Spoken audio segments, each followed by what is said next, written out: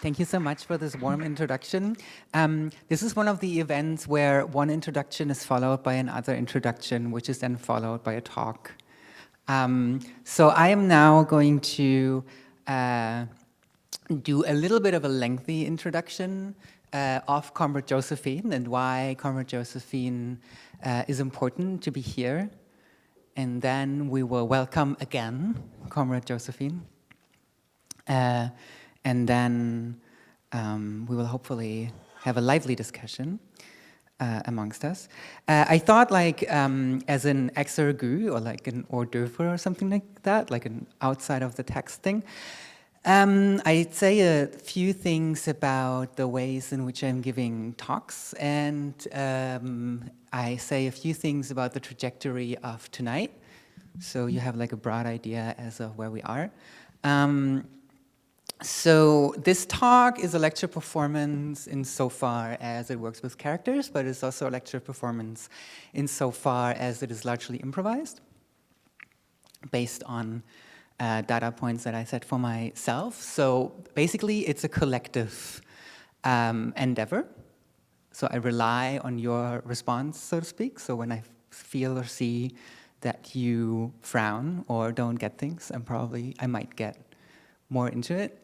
And if you all like shake your heads all the time, I'm going to be very uncomfortable, and I'm going to start stuttering, and everything's going to fall apart, and the house is going to be set on fire. So you can have actual influence. That's what I'm saying, right? Like I tend to be susceptible to the ways in which audience responds to me,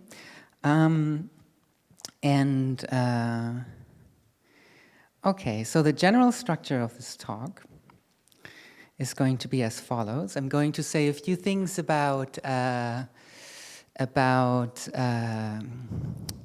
commodities and property in general to begin with. I'm going to then try and point out how and in what way I think property or like commodity in particular is a paradigm for the social interaction in which we find ourselves. I will then try to argue that there's no point in finding niche or exceptions to the paradigm, but the point is to find a counter paradigm. And I will then analyze the discourse, or what I conceive of as the discourse of identity politics, as an expression of this paradigm of commodification. This is like, as it were, substantiating what I tried to channel in the article that was published in e-flux. So this is putting it on like on a deeper structure, so to speak. So we're going to analyze the discourse of identity politics as an expression of a general paradigm of commodification. And then we're trying to see, or I'm going to try and argue how there is a shadow side, as it were, a counter side of that discourse, which is totalitarianism. I'm going to argue for this on the basis of a certain kind of history of fine art. And then we're going to introduce Comrade Josephine as the impersonation of this other paradigm, because obviously I cannot speak for the other paradigm because I am like a full-blown project of this paradigm. So we're going to try and summon this other character, which is then going to speak from the other side of the paradigm as a totalitarian, and is going to try and give you a sketch of what a political program from this totalitarian perspective would look like. So that's the general trajectory. I also have brought lots of images. I might forget to use them once in a while. Maybe if I haven't changed the images in a while, maybe somebody can wave and then I'll remember that there are also images. Okay, so the first part of this talk is called Resistance is Futile, You Will Be Commodified. And we start with definitions. And this image can, I think, stand in as a reminder It's a German advertisement for Bionade. Bionade is like a hipster, fun soda, and it says "Govern yourself." And it's an advert. It's from 2009, and here we see it in a gigantic in a gigantic dimension on the face of the State Opera of Berlin. So the State Opera of Berlin, which is directly across one of the largest universities of the country, incites you to govern yourself, but of course mediated through property, which is the soda in this case, with an interesting pun on Foucault, right? Just pretty interesting trajectory of how post-structuralist theory and the market have merged. This is, as I said, this is from 2009. This is directly during, I think this is 2 days before federal election in Germany. Govern yourself. Okay, so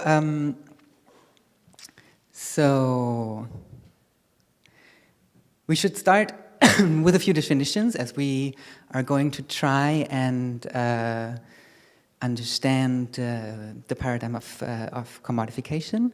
And we should start, I think, with the question of what a property is.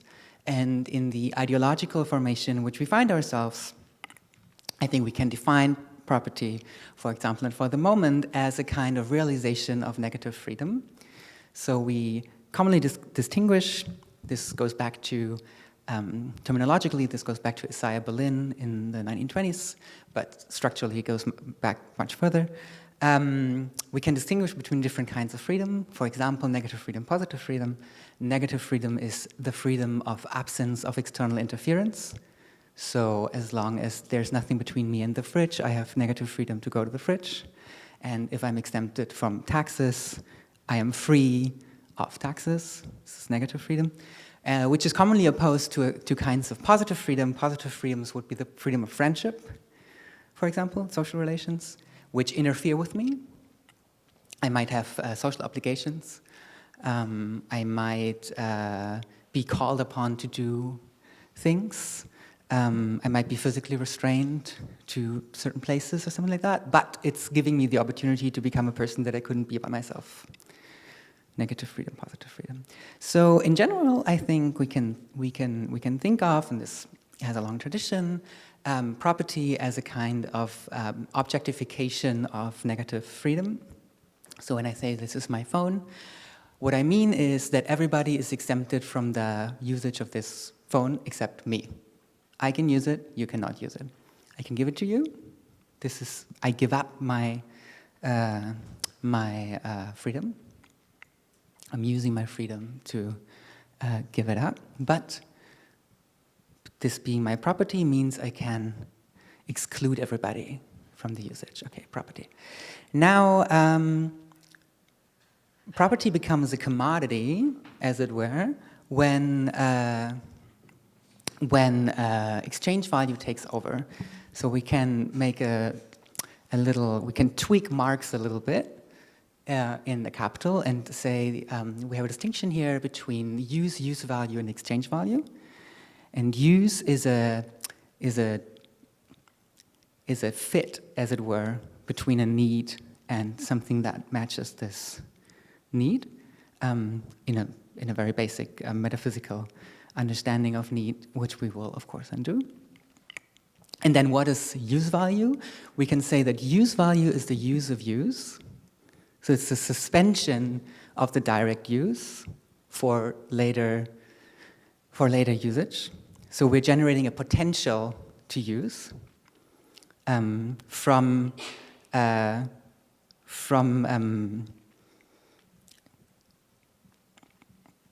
the use of that use itself. So we have use and use value. So we can put it in action, and we can have a virtual use. So I can be very thirsty for wine, and then I can use the wine, or I can say I can make use of the potential of the wine to be used. And then what happens if we use the use value? So we're not using the use, but we're using the use value. Then we get an exchange value. So we could think that the exchange value is the relation between different use values to each other. So there's an assignment between need and object, that is use. Then there's the potentialization of the assignment between need and object, that is the use value. It's a capturing. And then there's the relation between different kinds of use value to each other, which can then be indexicalized and used for a new purpose that didn't exist before, and that is the market. So we can exchange things based on the potential to be used, whether or not they will ever be used, whether or not they are actually suitable to be used in this or that way, et cetera, et cetera. So this gives way to speculation, right? Like this is, and a lot of discourse around the do's and don'ts of capitalism. If you like remember the financial crisis 2008-2009, is about how far can you unhinge the usage of the use value from the actual use.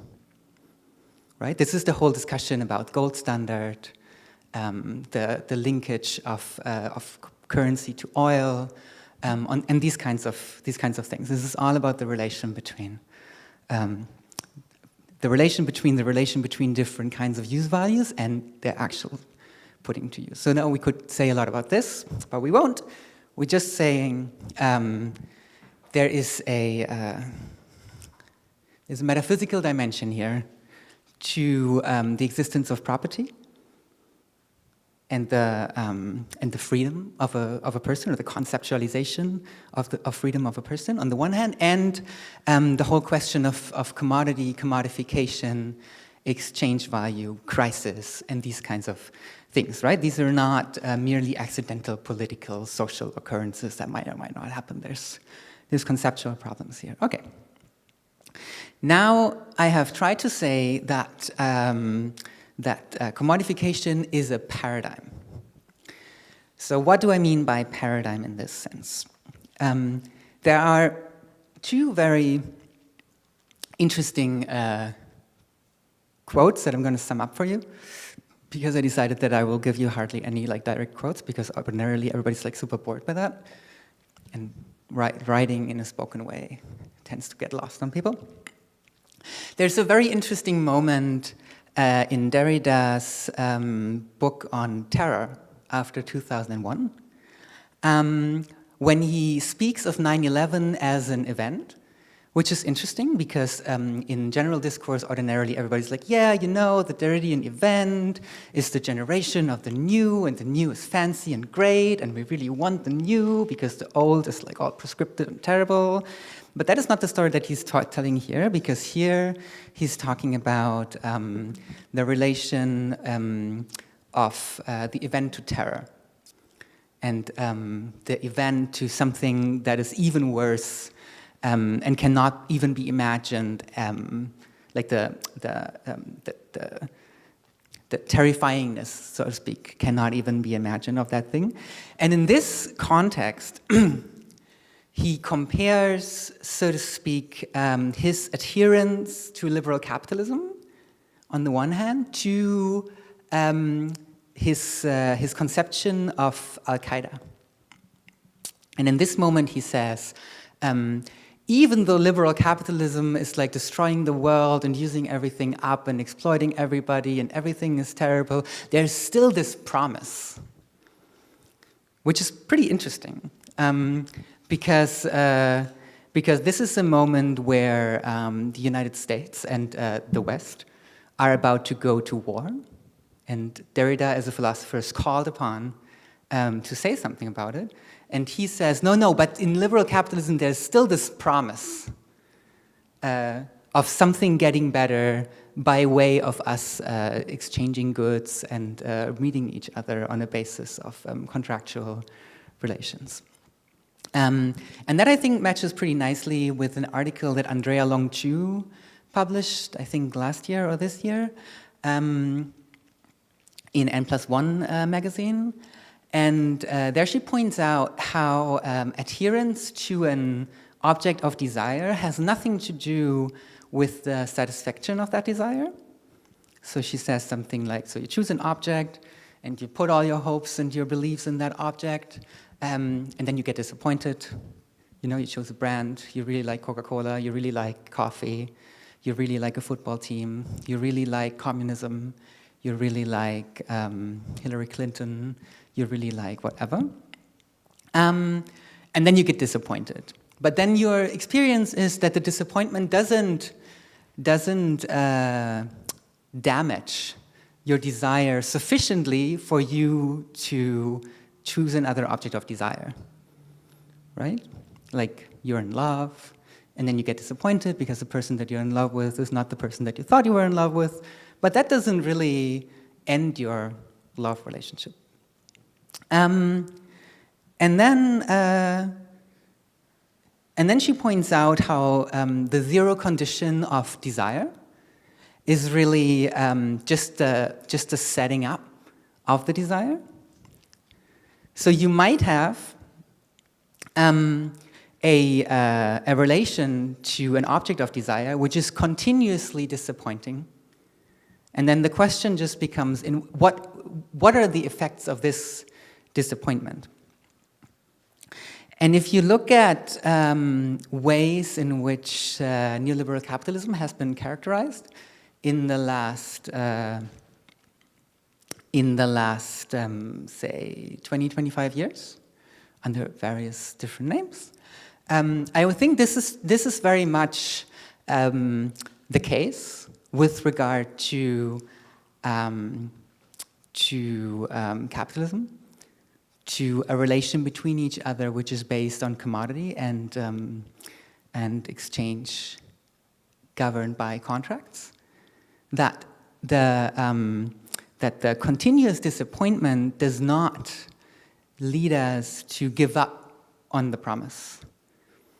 And this is something that, for example, the Ancien Regime quotes very wisely by Preciado in the text on, like in the response to Preciado, that what neoliberal capitalism has understood is that you can mine this, you can make money out of this, you can turn impotence into Viagra, you can turn depression into Prozac, you can turn gender identity disorder into hormone treatment, you can turn a breakup into a drinking spree, and all of these things, right? So the idea here is that the paradigm has shifted from a modernistic idea of unidirectional discipline into this or that behavior, into the production and mining of the deviance, the stepping aside from this behavior. So what neoliberal capitalism has achieved, and this is what we should learn from, because learning from neoliberal capitalism is learning to win. So what neoliberal capitalism has achieved is to not only capitalize on the fulfillment of its promise, like other than our initial Marxist figure of the meeting of need and use, right? But to capitalize even of the non-fulfillment of the promise. Right, okay. Where was I? And one of the problems is that it's very hard to get out of this paradigm because it's so deeply institutionalized. I'll give you two brief examples. The one is Charles Mills, who famously says, or should be famous for saying this, who says, contract theory is the lingua franca of our time. Like it's the ultimate way in which we communicate with each other. And that is in part because all the legal codes of most countries in the West are based on what we call social contracts. And a social contract is a is the idea of the social contract is that we all give up on something that belongs to us, which is the ultimate power to hurt each other and like do all these things, on the one hand, and to receive, on the other hand, protection, healthcare, distribution of commodities, etc., etc. So the institutional, if you will, the institutional basis of the legal code, for example, in this country, but not just in this country, is actually a contract. And that means an exchange of something that is conceived of as property. So this promise is not just a promise that we happen to believe in, right? Like it's the foundation, it's the institutional foundation of things that we strive on. And you can see that like on the top side and on the lower side of its breaking points. And it's always useful to like read the seizures of a paradigm read the seizures of a paradigm in order to see how it is set up. Because on the one hand, you can see how the hoarding of money, the super rich, are a continuous object of critique. On the other hand, you can see how violence against protesters and against people in general are oftentimes legitimized by way of pointing out the interference with some kind of private property, with some kind of negative freedom. It is very interesting, I could do that here, but I won't, to read like newspaper articles and official announcements regarding the usage of police violence against protesters through the usage of the term looting. It's very, very often the case that violence is justified by way of saying they started looting, which means they interfered with private property. In the moment of private property is interfered with,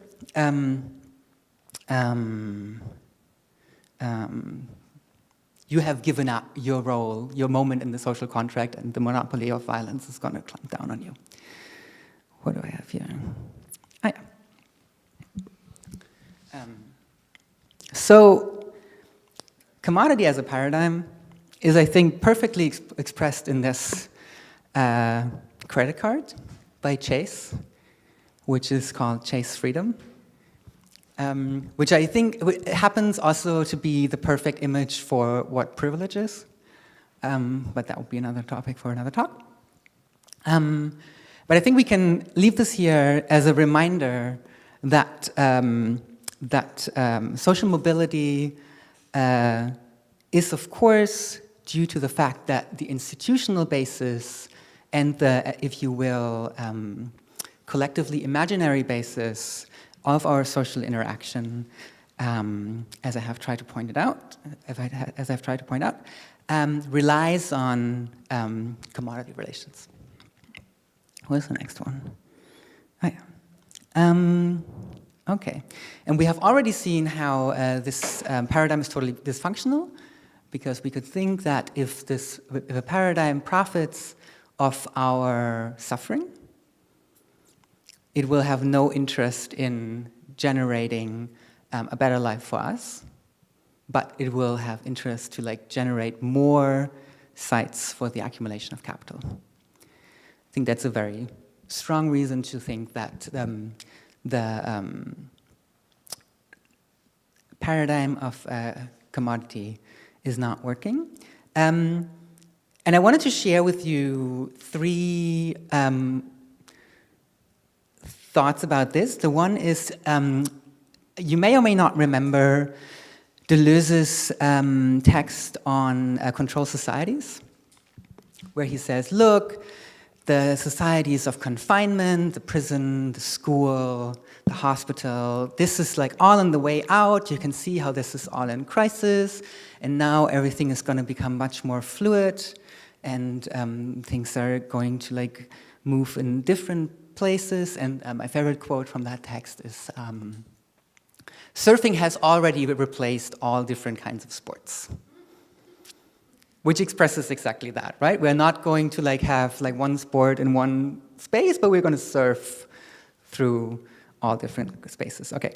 The interesting point is that what Deleuze does not see, what Deleuze does not seem to see, is that the basis for this crisification of society is capitalism.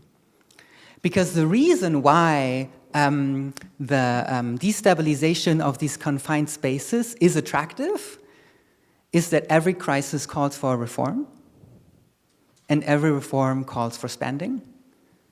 And if accumulation of capital is the paradigm of our political activities, then, of course, the stronger this paradigm gets, the more crisification we will have, because it means more spending, it means more accumulation of capital. Which is why I disagree with Deleuze, just to mention this here. I do not think that the societies of confinement are ever going to end as long as we are finding ourselves within a paradigm of commodification. And that is because neoliberal capitalism will extend the process of ending of these societies of confinement, or these sites of confinement, indefinitely, because it just generates so much profit. Like, this dysfunctionality just generates so much profit. Okay. There are two other things that are important to mention. The one is the marvelous work by Bandar, whose full book is coming out this month, I think, and I've heard two of her talks. I read one text and heard one of her talks, and she points out in a lot of detail how, of course, the story of the manifestation of freedom in private property is a total lie. I mean, this is something that we can also know, but it's very worthwhile for somebody to sit down and point this all out. So it's of course a total lie, because you need a gigantic state apparatus and a gigantic imperial apparatus that maintains the current distribution of capital and the current distribution of property and commodities, so as to prevent other paradigms to shore up. And I think a very good example is what happened with anti-colonial and revolutionary movements in Northern Africa during the 20th century, most of which were socialist to some degree, and all of which were basically crushed by their colonial, by the colonial capitalistic forces that still had a thumb or fingers in somewhere. So just to mention that here, this fairy tale that I told you about the realization of negative freedom in property is, of course, an ideological device in order to keep us from seeing this other side of the story. The other one is, here I'm going to read out a quote, but that is just because I feel that people are not reading enough Spivak, and they read too much, I don't know, weird white dudes. Okay, and I think, yeah, people should read more Spivak as an actual philosopher, not just as political commentary or whatever. Okay, the commodity form is the locus of the sustained homeopathic monitoring of the chronic difference between socialism and capitalism. Because with things, it generates more, that's surplus value, and with people, it permits abstraction and thus separation from individual intention. So what Spivak points out is that the function, the political function of commodity as a paradigm is to always bounce between social gains and total commodification, capitalism. And I think we can see this very clearly in a lot of examples, how the promise of commodification is always, if you give us your data, you will have more friends. We are Facebook, and these kinds of functions. Okay. So as to not have the same old. This is Basquiat. The same old for the so-called avant-garde. Of course, we need to get out of the paradigm of commodification in some way. And for this, it is important to understand that that the question, is everything really commodified? Is my love relationship commodified? Can I just move to the countryside and be an anarchist squatter of some whatever thing, is completely irrelevant. This is going to make my argument here. My argument is that if you understand that, that a paradigm functions as an inevitable reference point for social interaction, you also understand that the resistance against this paradigm is already going to be a part of it. It's going to be already in the orbit of this paradigm. So if you opt out, or you or your friends opt out, is of no relevance, because the paradigm is still going to move on. And your resistance against the paradigm is still going to be a reaction to the paradigm, obviously. So it is important to understand that it is the undecidability of the question, is everything already commodified? This infinite deferral from one case to the next, that marks the paradigmaticity of commodification, and it also marks the ultimate violence, the epistemological violence of commodification. It is the institutional and the imaginary installation of commodification as this point to bounce back against that marks a very specific kind of power, in which you can, of course, always think, no, and this is really problematic, I think, in like political discourse, where like people are always like, what can we do? What can I do so as to not be a part of the system? Or how can we change something? How can I change something? What is the ethically right thing to do?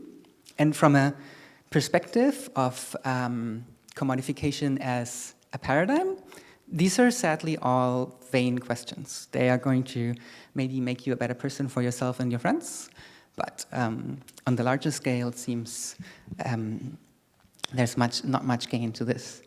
So the question is, are there counter paradigms? Are there other models of social relation that have an equal resource, if you will, of motivation? Because one of the problems here is, of course, you can tell everybody what to do, and you can be eternally right. Like even if your head goes up and if your head opens and the rays of reason are shining into the other person, and they totally get everything that you think and say, and like all the implications. By experience, they will still not be motivated to act. But there seem to be reasons to be motivated to act.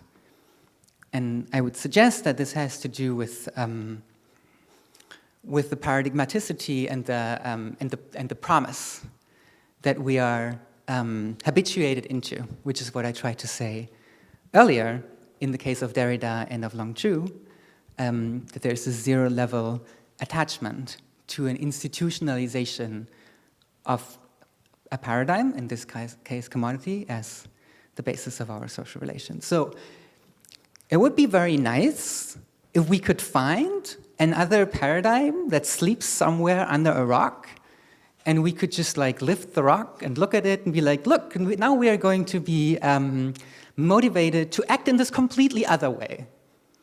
So we don't have to like discipline ourselves, because that's all part of the Foucauldian story, etc., etc. Where will we find this other paradigm? Well, my suggestion is that the rock that we will find this paradigm under is identity politics. So if we understand a few things about identity politics, that's my suggestion. Then we will understand a few things about these paradigms. So the suggestion is that one of the problems with identity politics is that many discourses that happen in this realm, and Me Too is one example, but there are many other examples, that they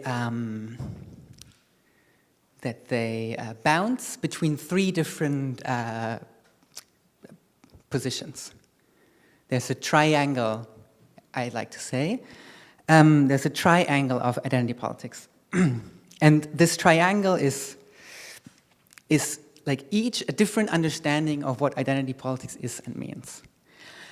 And my suggestion is to understand one side of the triangle as emancipation.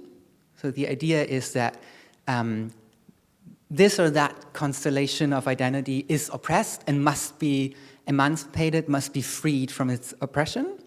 This is the positive charge of identity politics.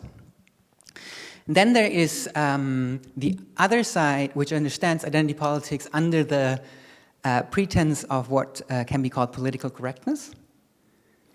And the idea in political correctness seems to be that for some personal reason, some people want to take freedom, and here freedom is understood as negative freedom, from other people. So you want to tell me that I can't speak in this way, or can't think in this way, or can't do this, or can't have this hairstyle, or can't wear these things, etc., etc. Emancipation, political correctness. And the third is something that I call relational justice, which I'm going to say now a little bit more about. The points for having coined that term go to Anselm Franke. Anselm Franke is the curator-in-chief in Berlin at HKW. And relational justice is the belief that that emancipation can be read as an equal distribution of representation for all identities. So this would be the idea that if we read equally many black people and brown people and white people and trans people and cis people, etc., then this would make things somehow more just by way of its representational quality. Okay, so that is my suggestion at this point.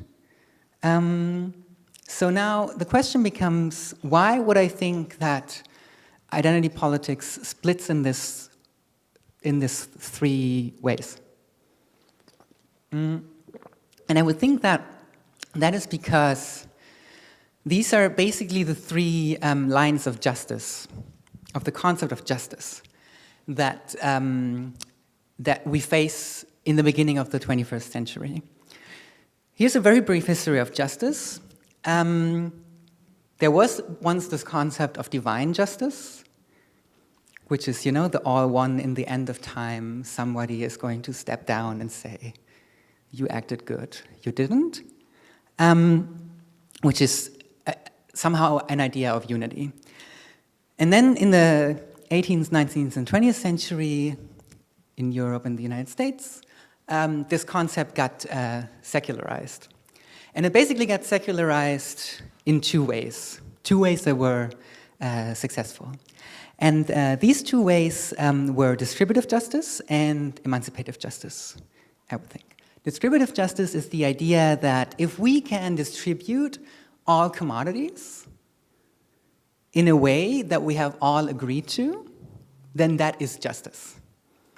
That would be an idea that would be very famously articulated in the 20th century by John Rawls. John Rawls being like the most boring and most important US American political philosopher of the 20th century.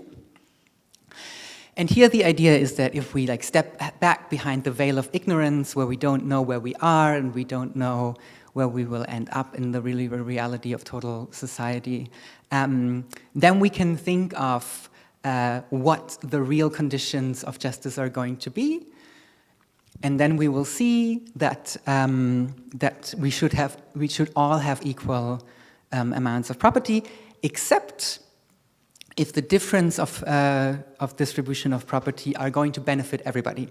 This is what Rawls calls the difference principle. This is like a huge thing in like 20th century philosophy. Okay, the critique of such distributive justice looks like this. Can you see this?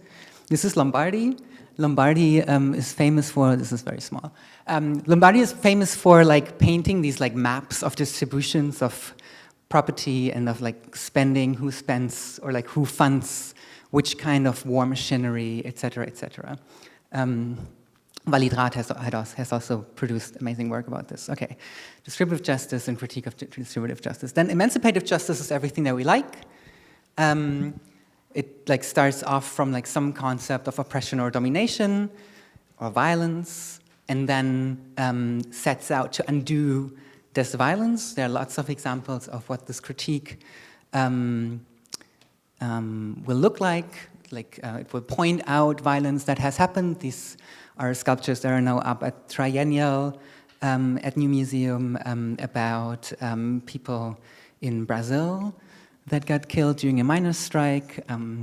Classic examples of kinds of exploitation, domination, the binding up of capitalism and fascism in this, or like this one, which I particularly like, street art in Berlin. Right. This is also pretty nice, like, you know, like the attempt to like have things represented which are generally not represented. Kara Walker, classic. Okay. So distributive justice, emancipatory justice.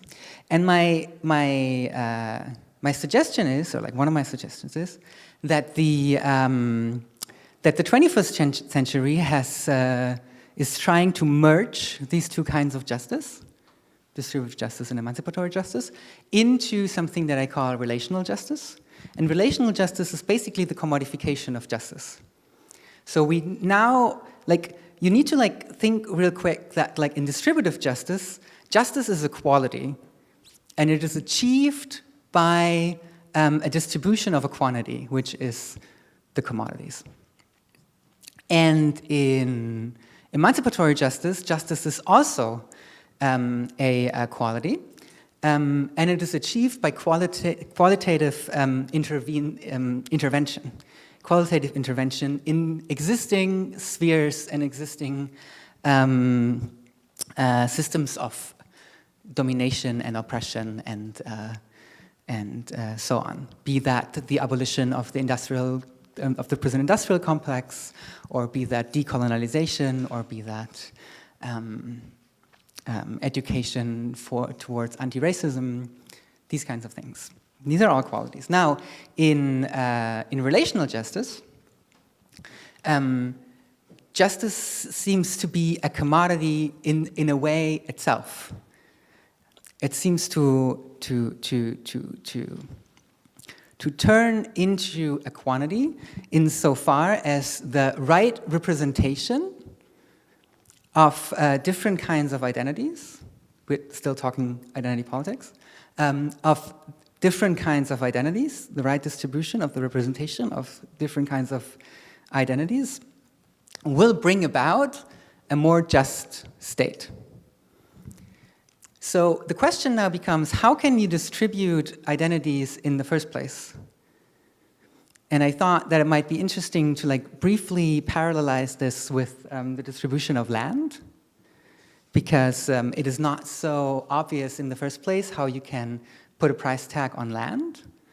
And that was actually, like historically, a pretty violent process to like get people not just work on the land and then share their crops or like share their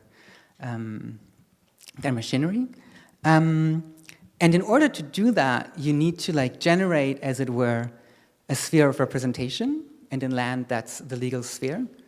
So you need to come up and say, well, you know, there's this legal code, and this legal code says that this is mine, because you cannot just, because one of the conditions for commodification ordinarily is mobility. So this is mobile, and I can give it to someone, sell it. But with land, that doesn't seem to be the case so easily. So what is mobilized, if you will, here is the legal document.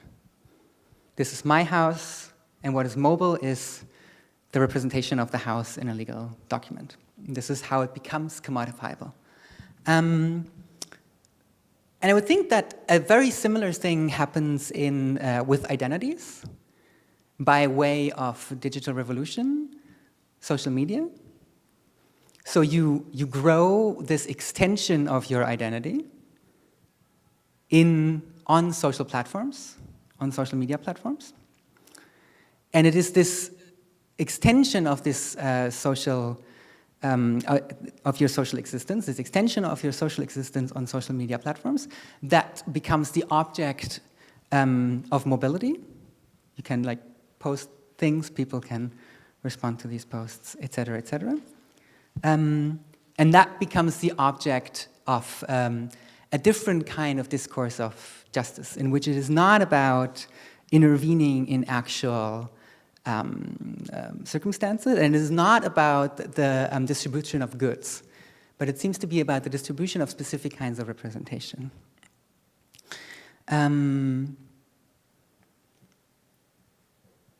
So I think this is why you have this triangular figuration of identity politics. And what is not without interest is that they all rely, as I have already pointed out, on certain kinds of freedom.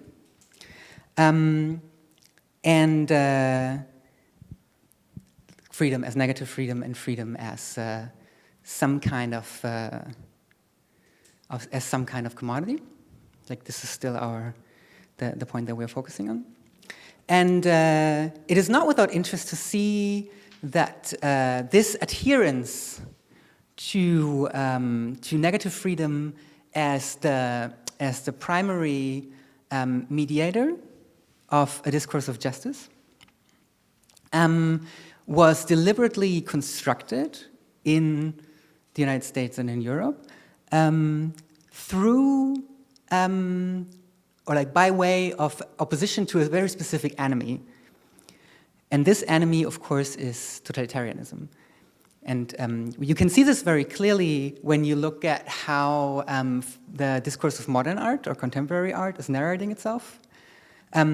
Because I would think that the discourse of modern art and contemporary art is mostly narrating itself as a discourse of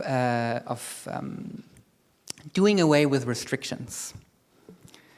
So it will mostly tell you in which way new media and new people have been integrated into the discourse of contemporary art. And this was actually financed, so to speak, or like literally, by state institutions. I'm going to give you a brief run through this narrative. So, you know, the narrative says,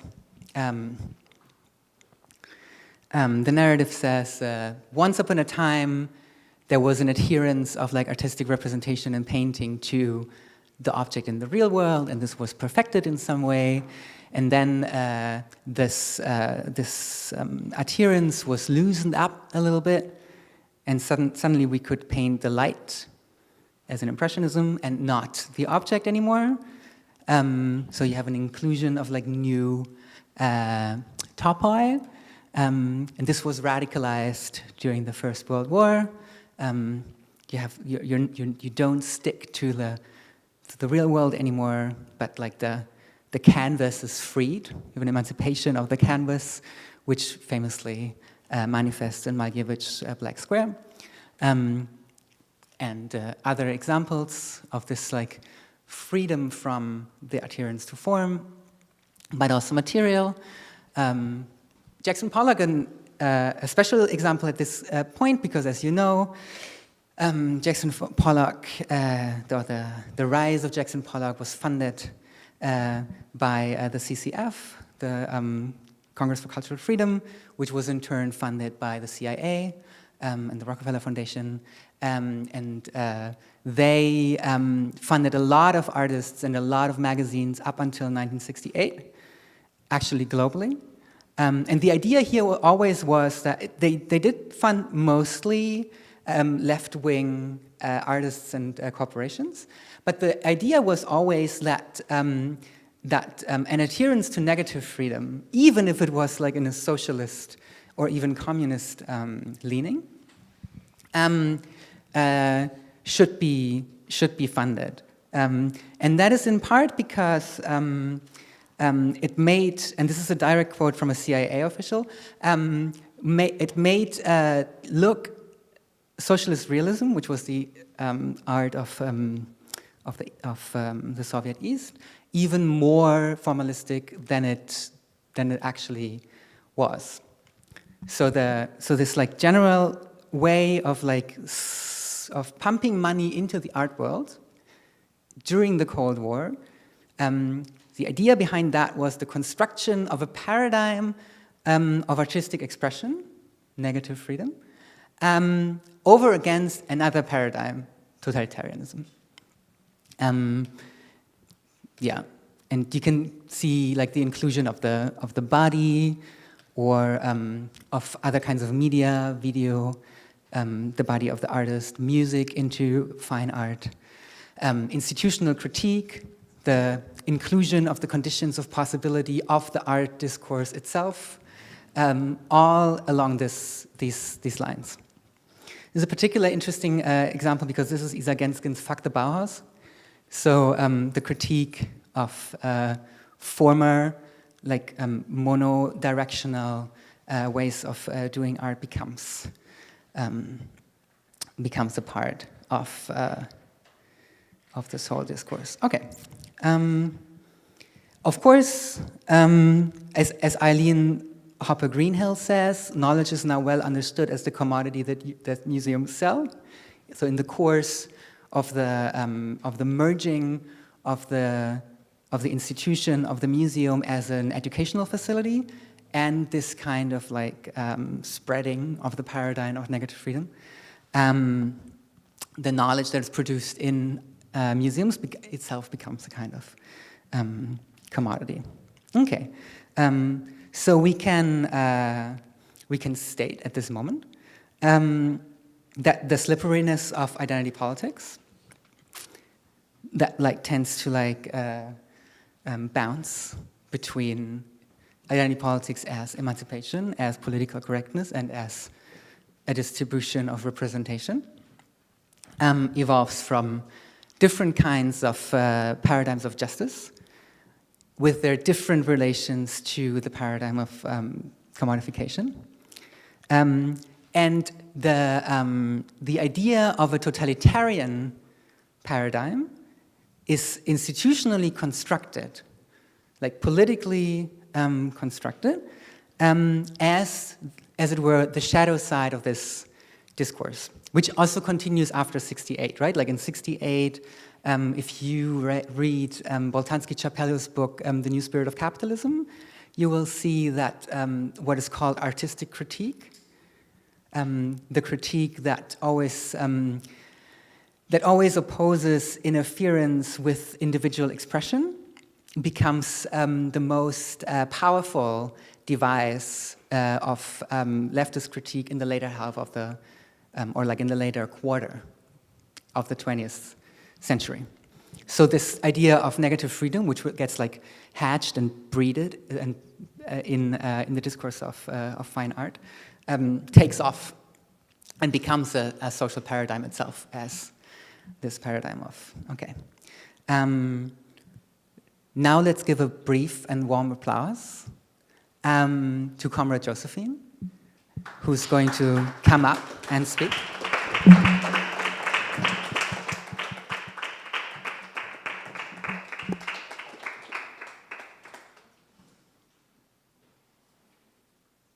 Yes.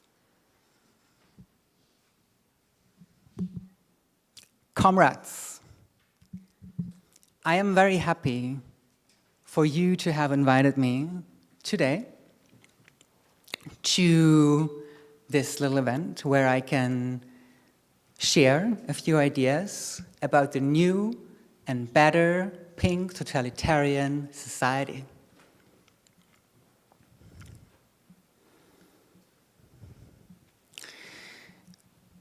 The pink totalitarian society is the realization of an abject paradigm, the rejected paradigm of a positively charged totalitarianism, which we all share a relation to.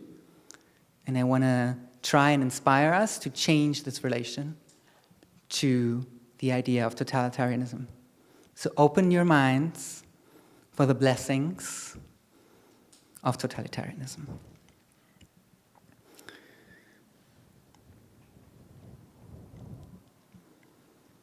My job here is to formulate goals for you to pick up on and form working groups and find specific facilities on which to employ these goals too.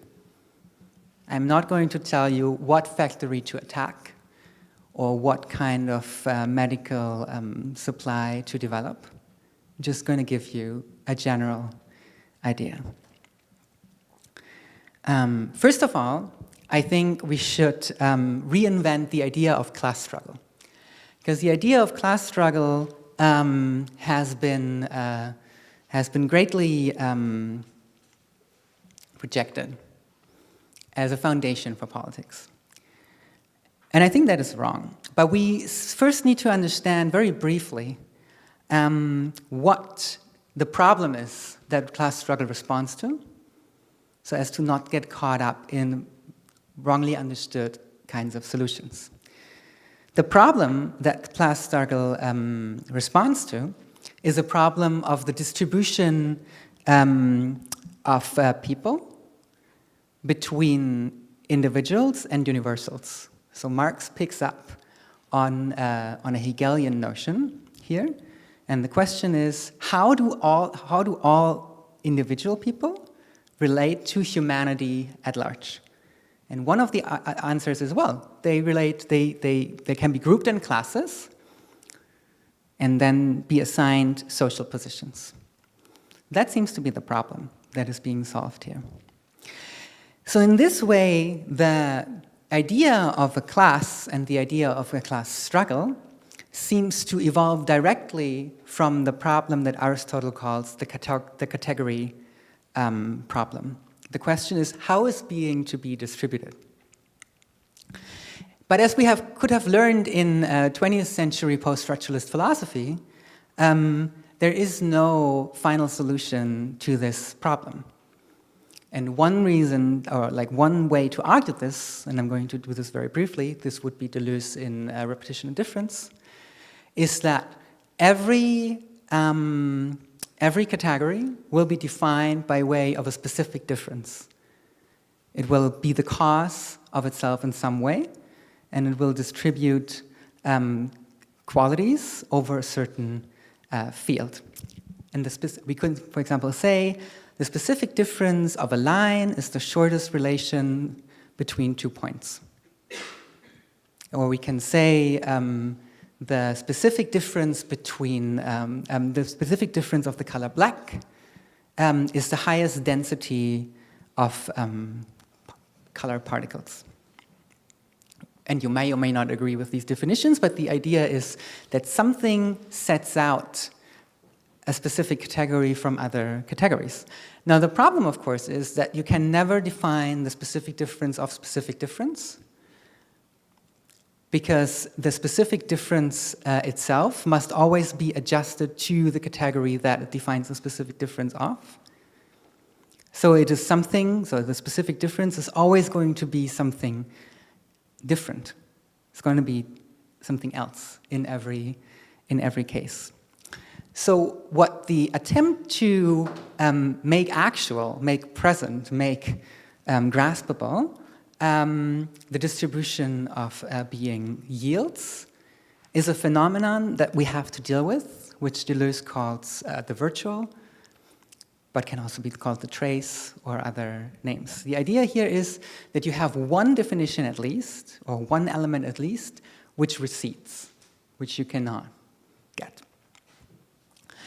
So the idea, of course, in redefining class struggle is to integrate this virtuality into the idea of class struggle. And the idea would then be to say that, that class struggle is exactly the staging of this collapsing of various kinds of distributions of categories into each other. So you can never really substantialize, you can never really make solid one distribution. These are the classes, these are the genders, these are the races, etc., etc. But they will always somehow have funny margins. Be it that you have 72 different cases of intersexuality, be it that you have, like, when the French in their colonies tried to discern differences of skin colors, I think they ended up with 50-something different kinds of skin colors, and they always tended to like differentiate even further, etc. So you can never really pin it down. So the idea would be that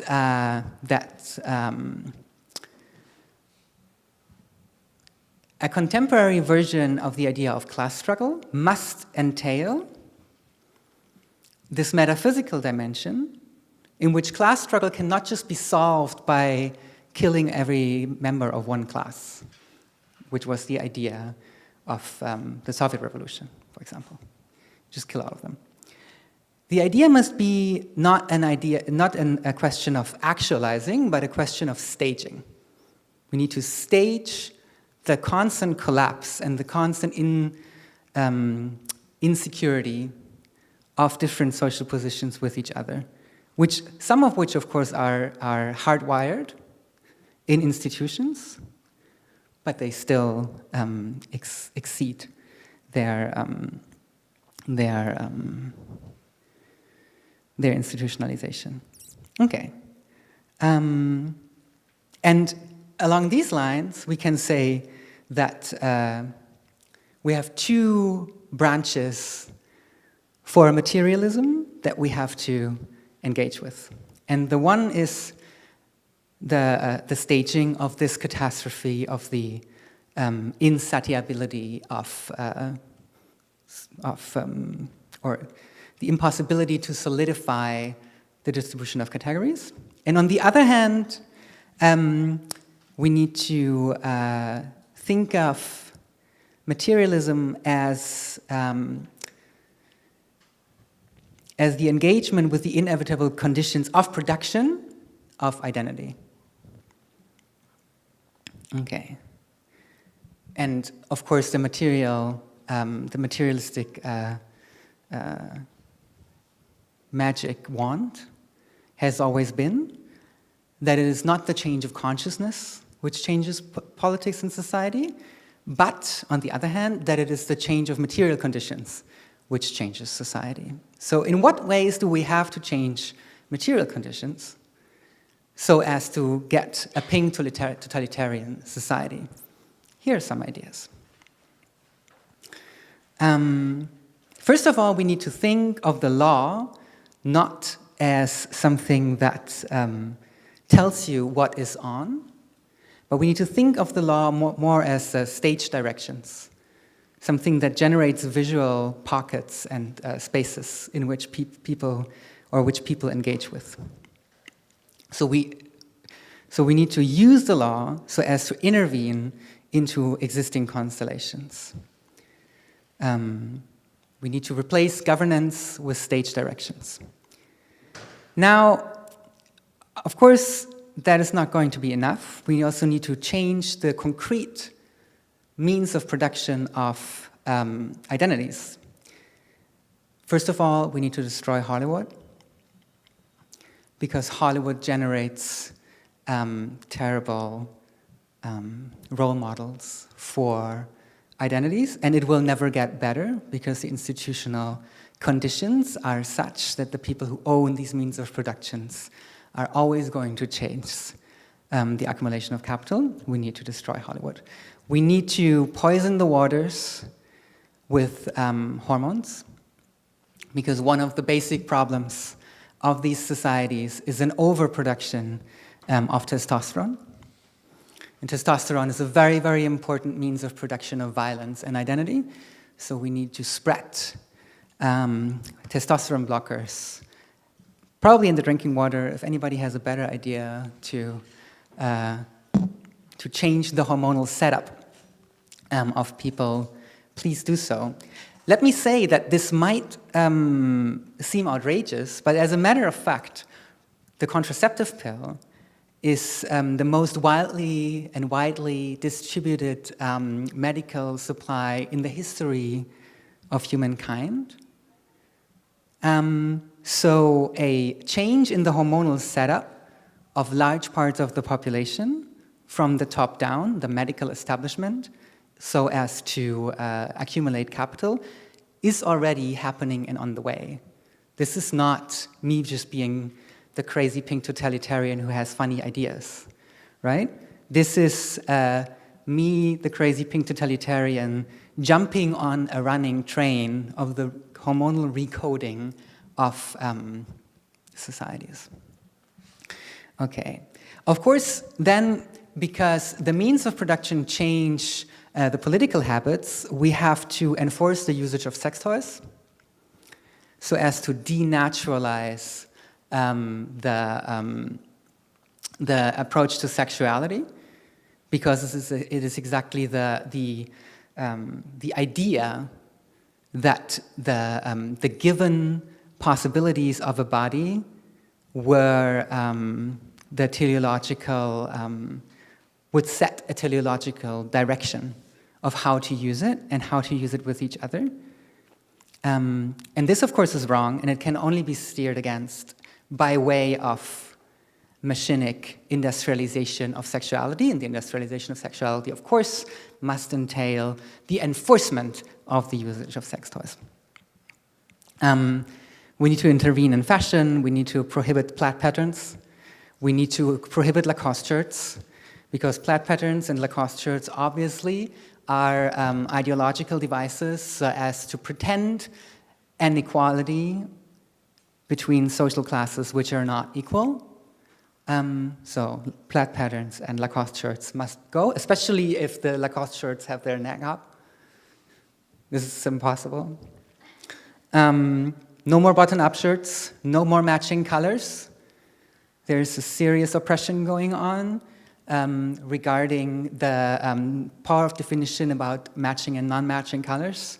This must end. All colors must be non-matching colors. No more pants.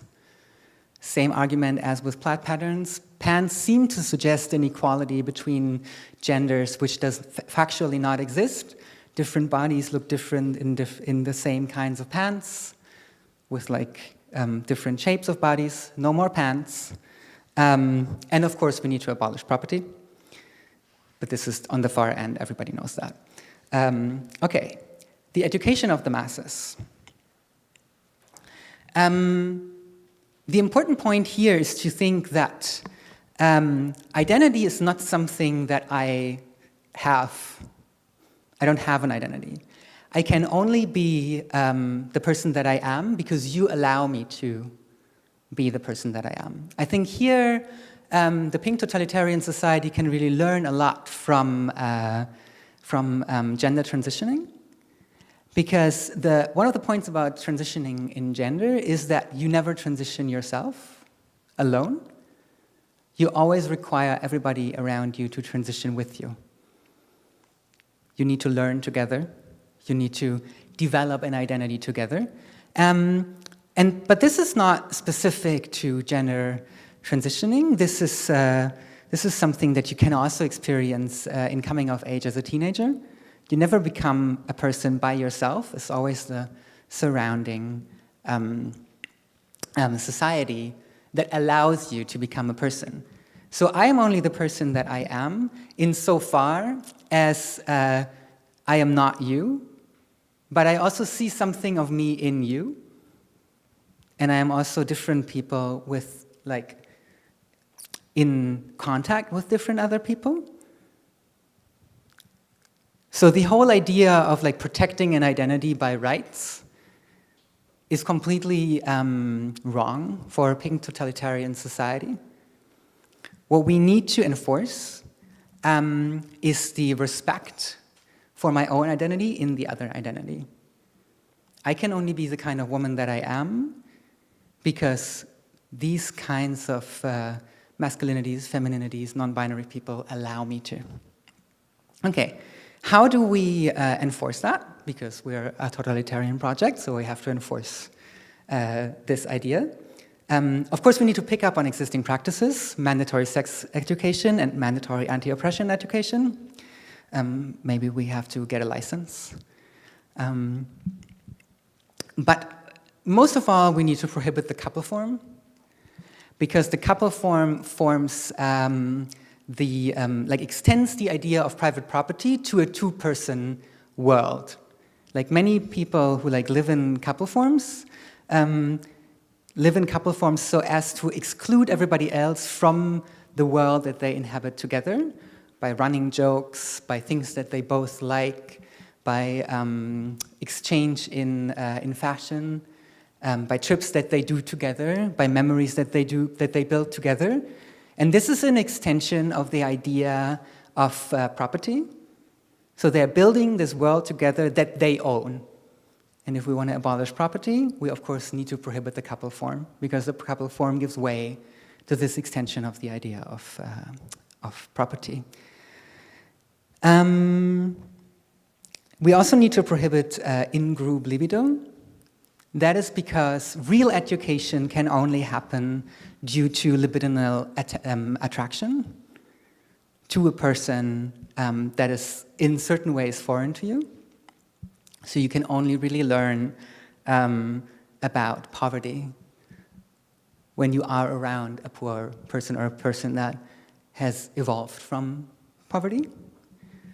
And you can take it from there. So it is very crucial for a pink totalitarian society to prohibit in-group libidinal attachment and to facilitate sex and love between people who are very far away from each other on the intersectional grid. Then, of course, we need to facilitate the prohibition of the real me, whatever that is, because property, commodification, negative freedom. I suggest that everybody must choose a new name every 2 years, because Freud says, if I remember correctly, that every 1.5 years, that mourning takes 1.5 years. So everything that has gone away with the old name will have been mourned in 1.5 years, so you then legislate a new name. I recommend mandatory theater lessons. Mandatory theater lessons so as to train ourselves to rehearse our actions and to disidentify ourselves from the idea of something to be your way of doing something, because things are actually never your way of doing something. You're always picking up on traditions, performances, etc., etc. So this must be professionalized on a large scale. Regular swaps of clothing and other property. So I recommend that people find each other in little groups and exchange everything that they are really attached to, so as to stop being attached to property. The most important thing here, of course, is the gradual permeation of identities, so as to really get to a society of pink totalitarianism, which is a society without any adherence to property. We need to learn how to become permeable to each other. And there are resources for that. As you know, in love relationships and friendship relationships, people pick up on habits of each other. They share the same jokes, or they share gestures, or they share ways of laughing and things like that. Sometimes they pick up hobbies from each other and stuff like that. And this is what I call permeability. So people become permeable to each other identity-wise. And this should be facilitated. So we have already said that theater is important, but theater is important not just in the way that we denaturalize our actions, but also that we learn to be the other people. That we learn to be this specific other person, not just some fictitious character, but this other person. The idea, of course, then is that there is a high circulation of gestures and traits of character, such that nobody is really a person anymore, but everybody is always only the virtual mirror of another person. And then, of course, we need to prohibit any kind of mention of real me, any kind of adherence to a way of doing something, etc. And lastly, this is the last point, we need to facilitate a new trauma, a new collective trauma. Because you know that a lot of repetition that is happening and a lot of adherence to things and thoughts and imaginary landscapes happens because of adherence to an existing trauma, repetition, compulsion. So in order to put this into another direction, we need a new collective trauma that can supplant the existing traumas of misogyny, of racism, of ethnocide, of genocide, etc., etc. And I suggest, as Comrade Josephine, the Pink Totalitarian, I suggest that as a new foundational collective trauma, the Pink Totalitarian society should be founded on a mass suicide of the overprivileged in a pyramid from the top down. So we will not step up and put anybody to any camps, but we recommend that, that those who are holding the infinite amounts of property, capital, and privilege give up these infinite amounts of property, capital, and privilege.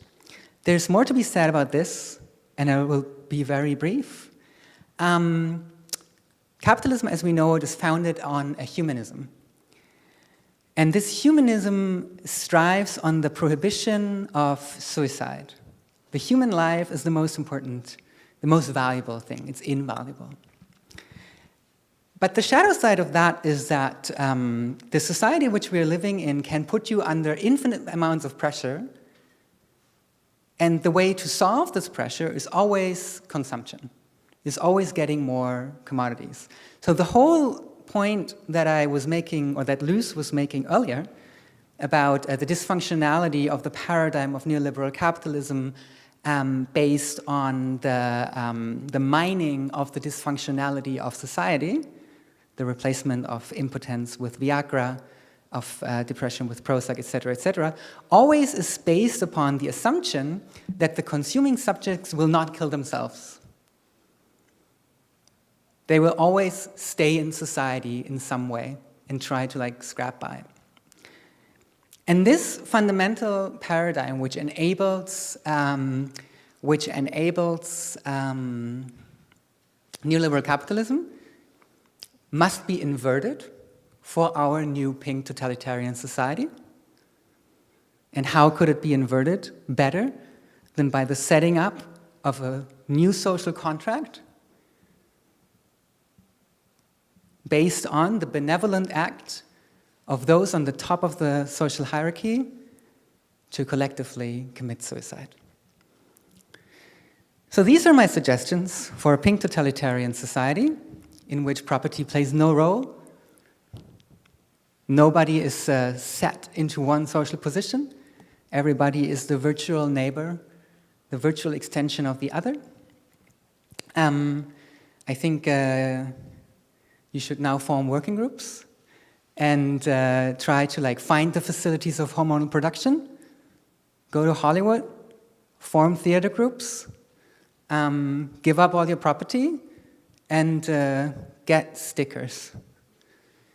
We brought stickers, there, yeah, right, so as to prove your adherence to our new Pink Totalitarianism. I'm happy now about questions and discussions.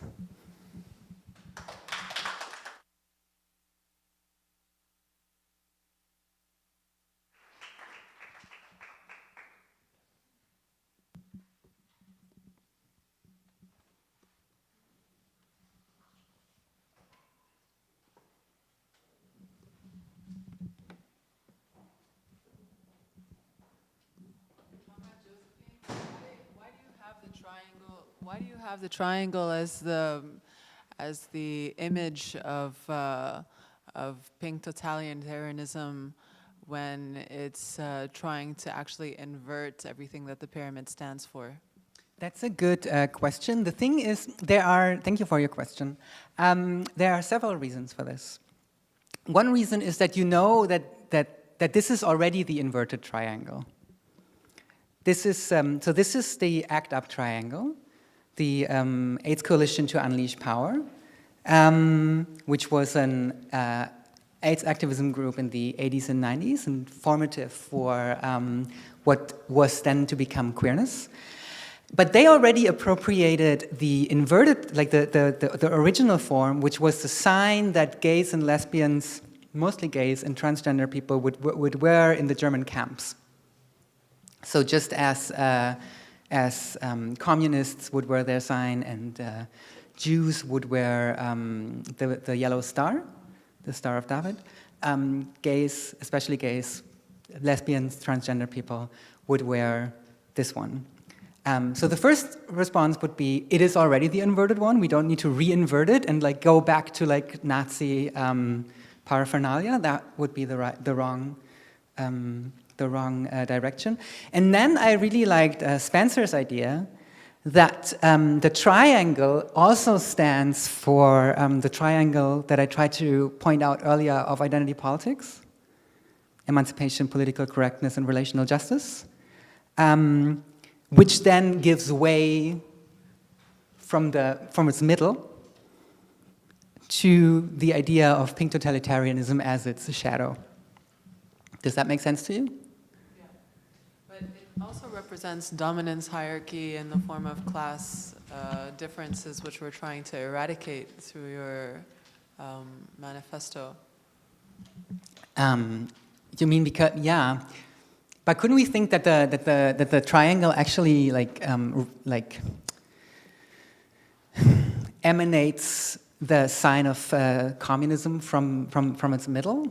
Like I think I would think of like the heaviest point, the center of gravitation of the triangle, in the hammer and sickle in the middle. But I'm very happy. Let me also say, lips, yeah, for example, I'm very happy to switch the symbol. I just thought that it combines a number of paradigmatic images that are already in place and that very easily communicate everything that you need to know very quickly. But that, of course, also means that it's mining existing hierarchies and power structures. I'm happy to receive, like, if you have like other ideas, I'm happy to replace it. I trust you, and I think that's the most important thing. Oh, that's so nice. Thank you so much.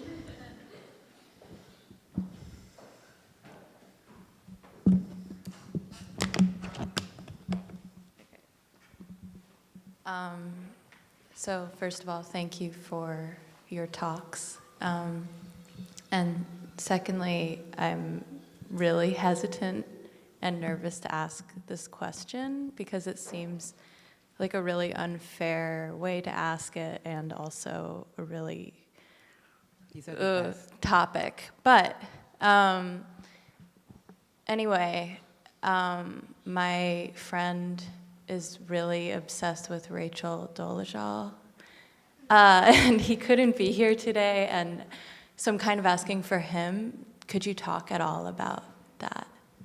I have two questions. The first is, whom are you asking? Because you will get very different responses.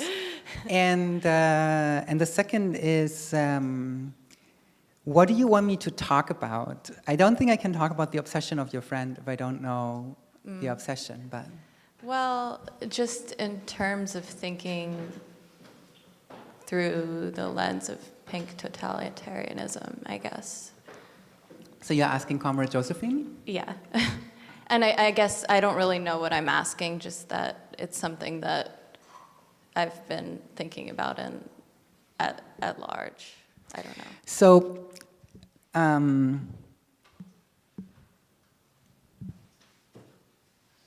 comrades, Rachel Dolezal is not the future pink totalitarianist. Rachel Dolezal has set out to carve out an identity for herself in complete absence of working with and through the people around her. Her project was deliberately a project of secrecy, not a project of collectivization. So her project distinctively strives on an idea of identity as a property. And that is not the future that pink totalitarianism is envisioning. Is that responding to your questions? Shall I say more? I mean, it's up to you, but, but I mean, kind of, yeah. I mean, I was trying not to ask this question, and then I was trying to I figured that that's... No, it's a fair question. But the other thing that's interesting about the discourse around Rachel Dolezal, and I would love to give a talk, write a paper, have a conference on this, if anybody is up to do this with me or fund this or whatever, is that I don't think, okay, the precursor would be, no, wait, this is not Cora Josephine. Hi. I do not think that we can properly understand the phenomenon of Rachel Dolezal without understanding the ways in which universal and individual have interacted with each other throughout the 19th and 20th and 21st century. So I would recommend that if we would really want to get down on the core issues in this debate, we would probably have to start somewhere around Marx's The Jewish Question, which is asking the relation between individual identity, its overcoming, and humanity. And I'm not saying that I'm very fond of the things that Marx is saying in The Jewish Question, but it's articulating this question. And that is for two reasons that I want to point out. The one is that what I think is becoming clear in the discourse around Rachel Dolezal is the importance of counterfactuality with regard to the discourse of identity politics. Because one of the arguments that is important in this context is the argument, I could never. I am barred from the decision that you take the other way around. And this is the question of access and of universality, and of equality, of access to resources. On an argumentative level, right? I'm speaking here of how is this argued? Okay. And this tells me that it has something to do with this idea of individuality and universality.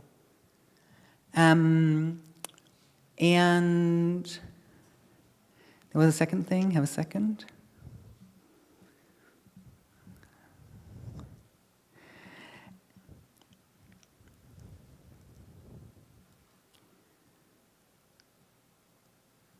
And the other one is that, of course,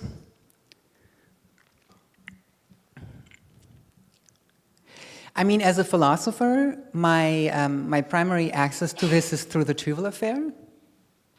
And in the Tuval Affair, you can see very clearly at what point, especially white heterosexual cisgender people are interested in trans issues and in race issues. And that is in the moment in which they are challenged in their freedom to inhabit these positions as well, right? So on a discursive level, I think this is a very clear-cut case. Why is this becoming such a thing? Well, it's becoming such a thing because it challenges existing power relations. But on another level, it poses the question of the viability of a certain promise of equality and the distribution of universality and universal access in general. This is a different question than to say, you know, we don't have enough resources, but if we had enough resources, everybody would get as many resources as we have, right? This is another argument than to say, no, you cannot, for other reasons, metaphysical reasons, you know?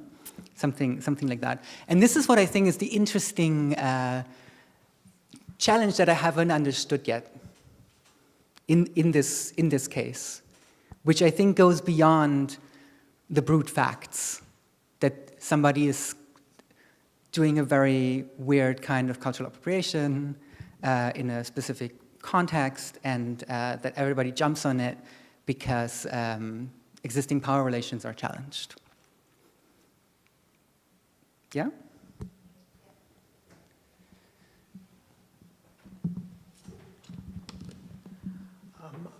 Thanks.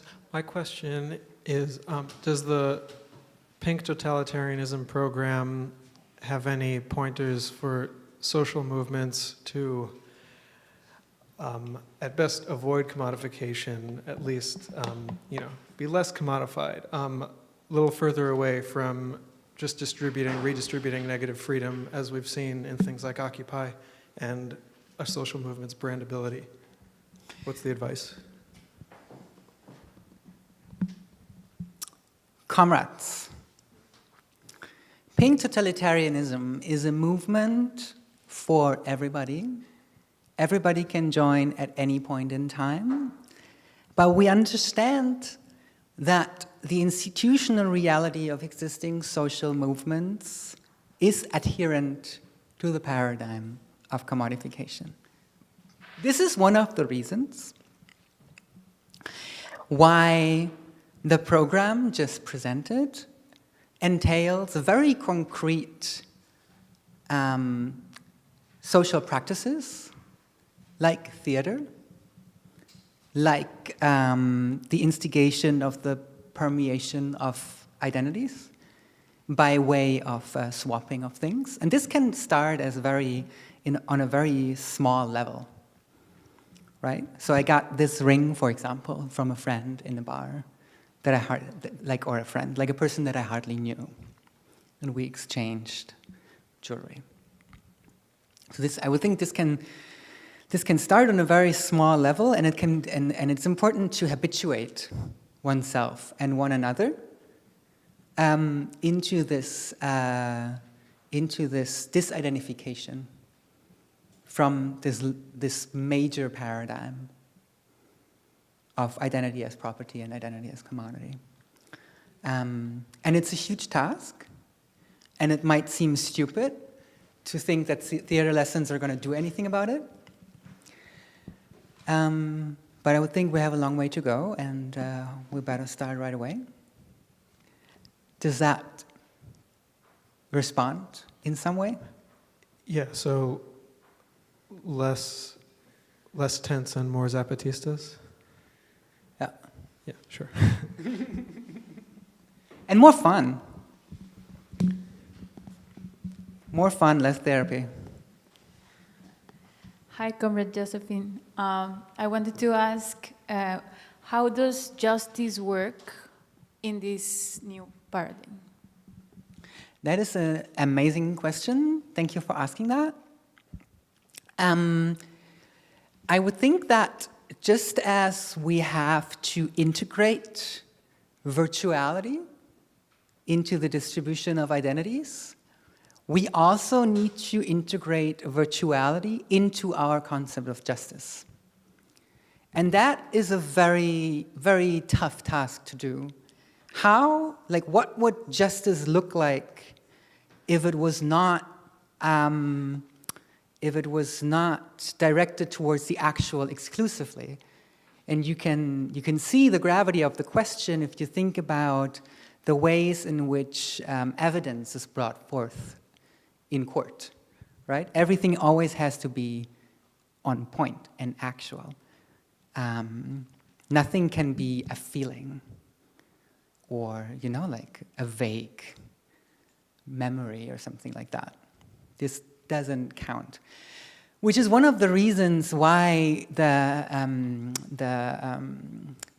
system of justice in place does not account sufficiently for sexual violence, for example, because sexualized violence oftentimes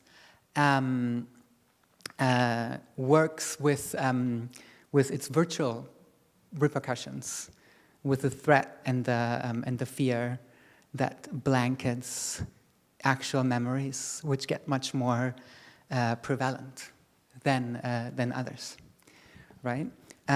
So we have a real, I'm just pointing this out so as to say we have a real task here, which is urgent. This adjustment of justice to the real conditions of violence. And, but I would think that and I would think that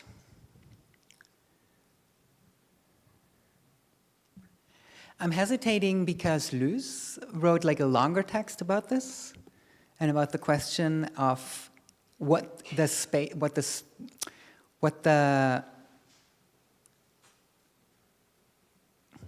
facility would be that would generate a concept of justice.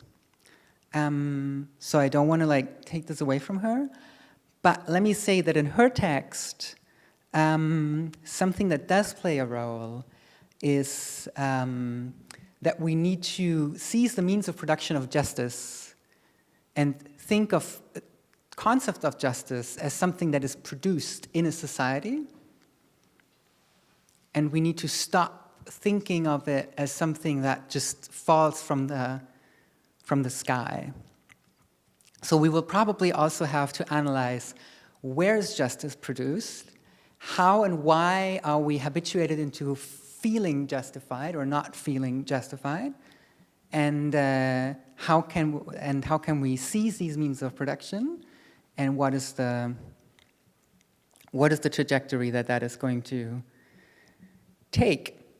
And I would, at this point, let me interject something that I forgot earlier.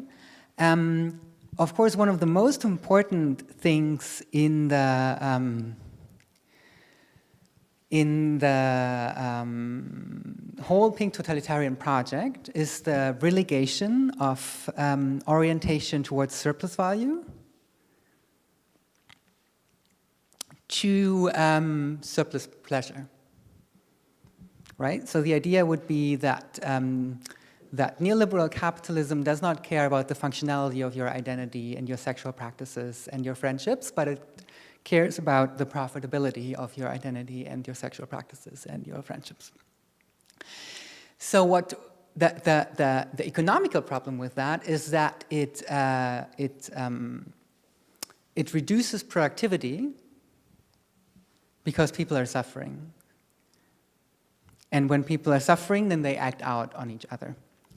So one hope would be that with the optimization of friendship relations, love relations, social relations in general, sexual practices, et cetera, we will have a large boost of social reproduction, which in the short way means we're all much happier. And because of that, the productivity of the Pink Totalitarian society is much higher than the one in capitalism, because people don't need to be whipped to actually work in productive ways. That by way of tackling the sources of violence and of injustice, which is here in parenthesis of like perceived injustice. The problem is at least going to get somehow smaller. But of course, you know, there are going to be transitional periods. And what's also important is that this is a question that we have to solve together, because I would think that the paradigm of the philosopher of the Enlightenment who sits in the armchair and invents the world in his head, and then this is applied, cannot be the concept of the philosopher in Pink Totalitarianism. In Pink Totalitarianism, and the question, what is justice, is a philosophical question. We, of course, need to all be producers of theory and cannot just be consumers of theories that have been handed down to us.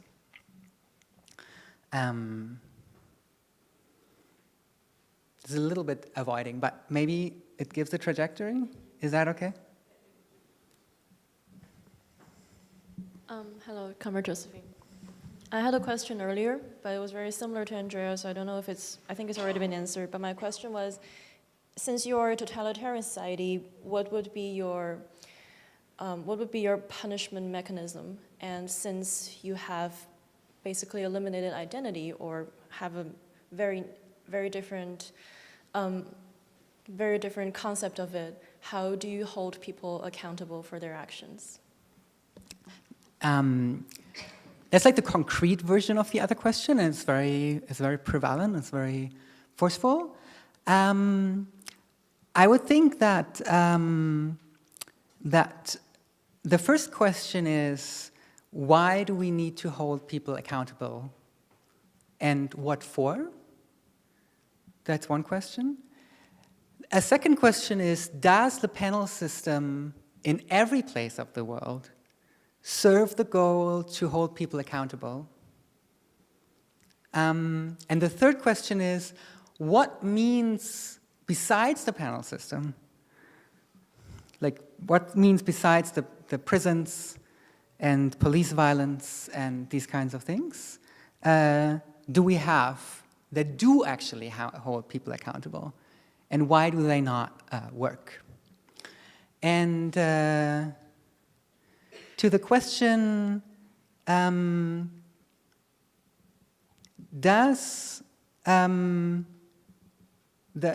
system of violence in place, is the function of the system is the function of the systems of violence in place holding people accountable? I would say no.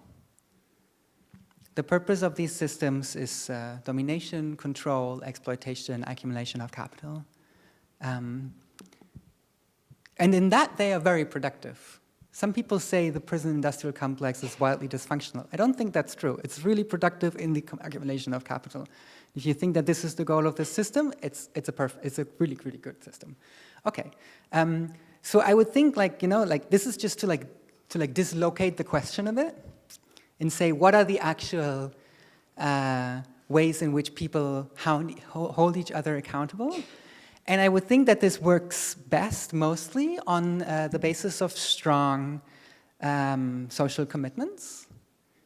Like every instance that I know of in which standing in for the wrongs that you have done to somebody else or that I have done to somebody else was based on a strong commitment to that person.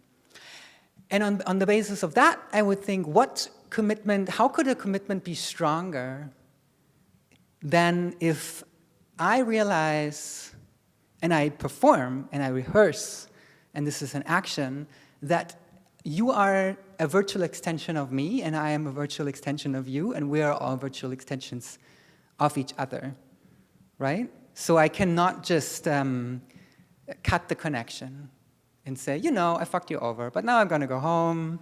I'm going to spend my time at my home, and you're going to spend your time at your home. This is all already idea of negative freedom. So I would think that if you want to hear concrete measures, I must disappoint you. But I would think this is in part because the change of material conditions is going to give rise to social practices that I, as a product of this society, cannot foresee. And again, it's a collective project, and it's a collective project of rehearsal. And the joke about rehearsal is not that somebody tells you what to do and you do it until you can do it, but it is that somebody makes a demand and says, can you throw yourself down on stage? Like, can you make a handstand? And then something happens, and then you go from there. So I would think the blurriness on these parts would be part of the concept. because if successful, these social practices would evolve from the change in material conditions. Does that make sense?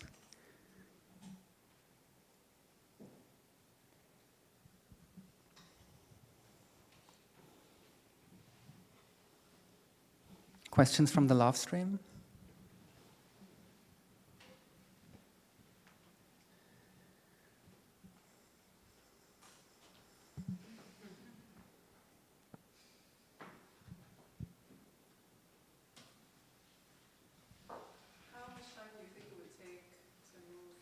Materialistic society to one that you envision for the totalitarian,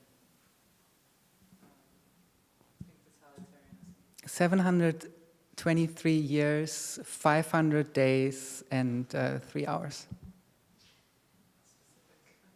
It's very German. Just a question about the material conditions. Yeah, what are the material conditions? Right, I try to like point. Mhm. Like physically, you know? I tried to say that earlier, but I got a little bit distracted because I was like trying to like rush through a lot of material. I would think I'm trying, like in my larger projects, I'm trying to think of of reality as mediated through the concept of inevitability, and as inevitability as a replacement for necessity. So the idea would be that we can understand necessity as a universal distribution of assignments. So we can say all the chairs in this room, and the term all the chairs in this room is going to denominate every single chair in this room. So the problem with that, of course, is that and you can universalize that and like apply it to like, you know, all moments in time is going to be necessity, like universal necessity and things like that. But the idea is clear. And the problem with that is, of course, that it relies, this kind of necessity relies on a paradigm of actuality, right? It relies on the ability to make something present, actual, visible, whatever you have. It must present itself. It cannot come in a mode of existence that withdraws, that recedes, that is virtual. Like that's what I was trying to get at earlier with the specific difference of the specific difference, which is a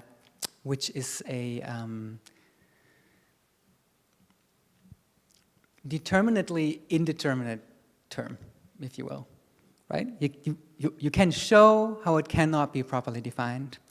And there are many other examples, it's just one example. And the idea would be that there's this other kind of being, this other ontological aggregate state, if you will, which is virtuality. And they continuously collapse into each other, which could also be shown.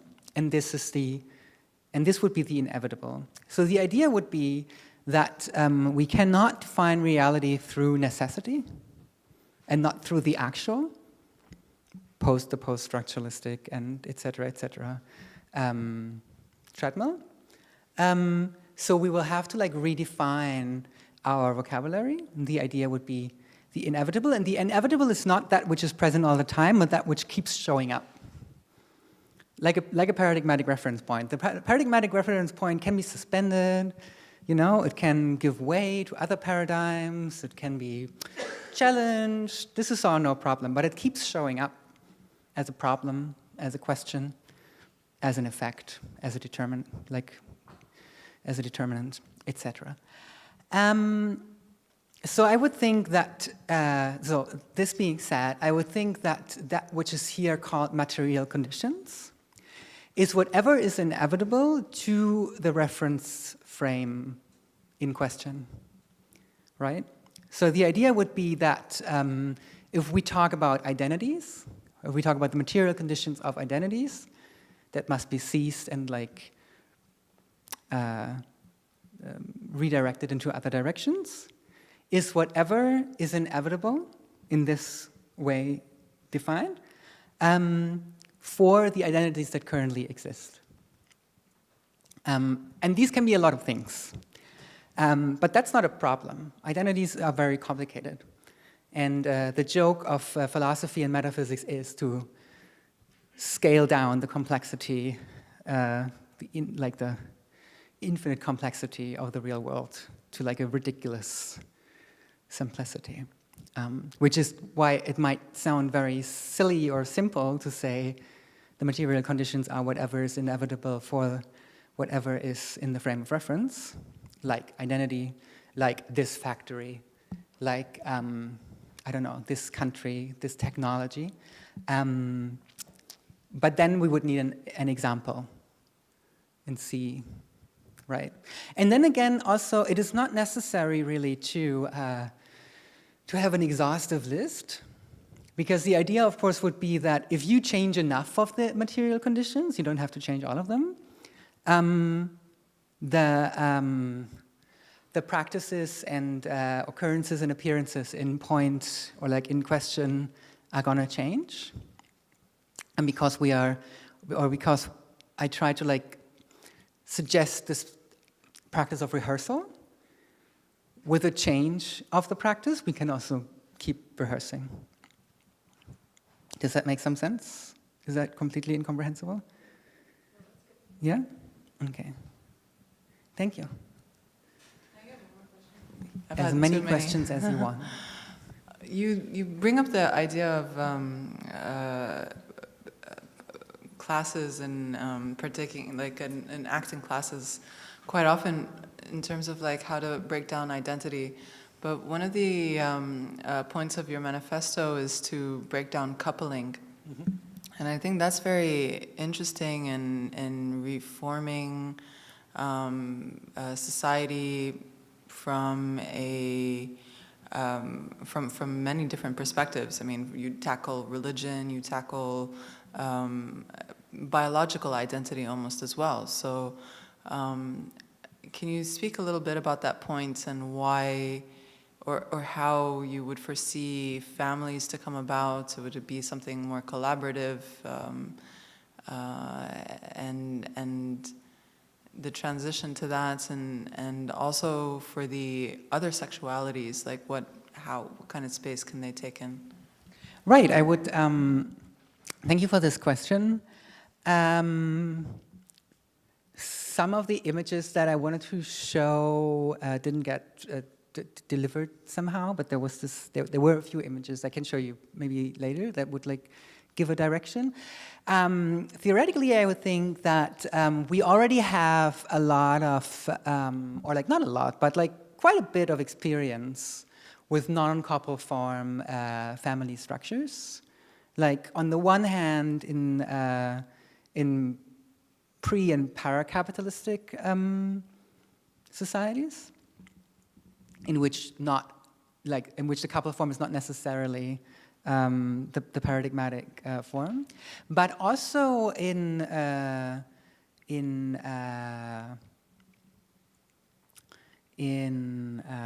queer families, right? Like I myself know a bunch of constellations where people are partnered, but then they're partnered also with other people, and then there are children involved, and then the children are, as it were, they circulate through various people, and they're attached to some people more than others. And I think this is also an important question: how to positively engage the attachment and the libidinal streams that occur in these other relations. So I don't think I would opt necessarily for, I don't think that Sparta should be our paradigm here, like where like children are ripped from their mother's arms and then put in this like disciplining facility where they all grow up together, but like parents basically don't exist, and this kind of thing, right? Like, I think parenting can be a part, but maybe it's more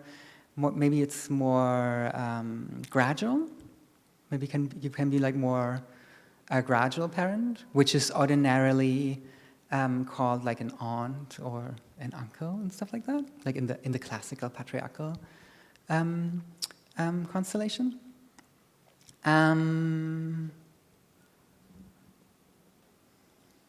Have a second. I had another thought.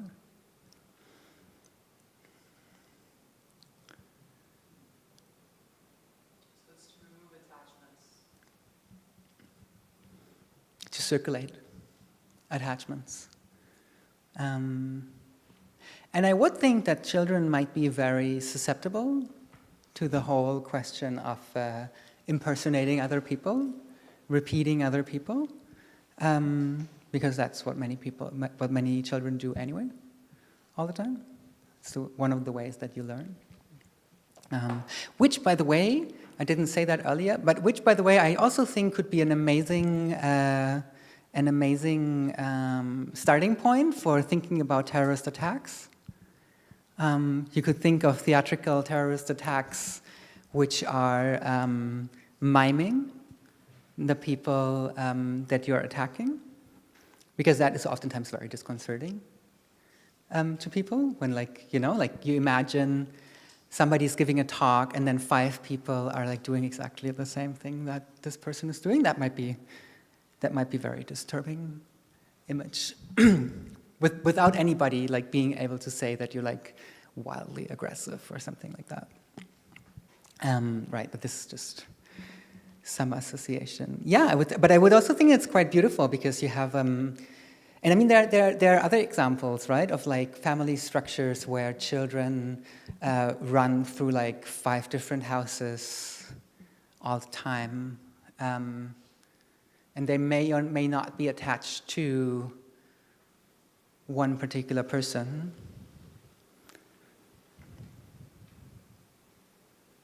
Yeah, circulation. I'm also deteriorating a little bit, but did this make any sense to you? Or was your question more for like, what is going to be the institution? The Pink Totalitarian kindergarten, what's it going to look like? How you envisioned, and to what purpose was that for? You mean the purpose of what? Of decoupling society. Mm-hmm, mm-hmm. Oh, I see. Well, I would think one of the purposes of decoupling society is to open people for other kinds of social relations. But specifically what it did to children, Mm-hmm. and how it changed the family structure of society. But I would also think that it might, I mean, like, I might be completely wrong, but I think it might also prevent this like massive trauma of suddenly not getting enough attention from this one person, because you have like various different like kinds of attachment anyway. It might also not. It's sad that all the psychoanalysts didn't show up. I think they would have things to say about this. Yes, there's also it's also the fact that the children in the nuclear family, the way they're actually thought of, they're actually commodified as well. No, it's not the commodity that is like something different from the children, but the nuclear family is a structure that functions towards the commodification of children and family as a whole. So by decoupling, I mean it's an old, not just like many non-Western kind of cultures or like other ways of dealing with a communal kind of upbringing of children, but it's also, I mean, it's an old Plato's kind of idea. It's basically like decoupling society to deactivate the property structure that is that shapes and it's imprinted on the children as property. Like in ancient societies, children were actually property of their parents until they were like their own Yeah, of course, in a way, they still are when you say, no, you cannot sign your form, for example, until you're 18.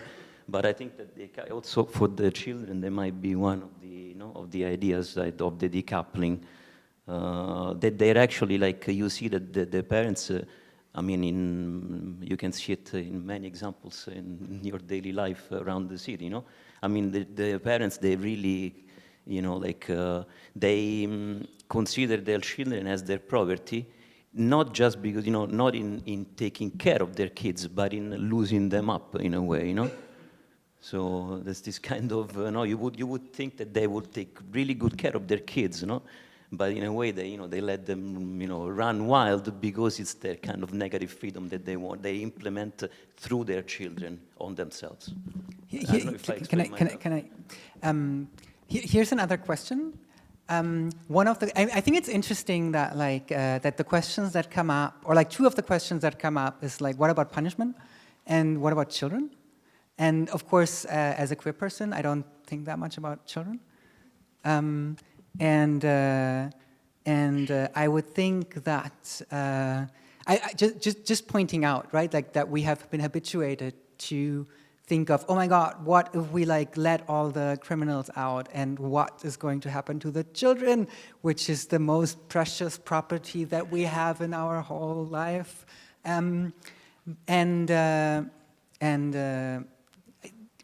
for several reasons, that doesn't occur to me so much. But I would also think that the society that we are living in, or two things. The one is the society that we are living in is very damaging to children. That seems to be obvious. And probably pink totalitarianism is also going to be pretty damaging to children. That is very likely. And I would think that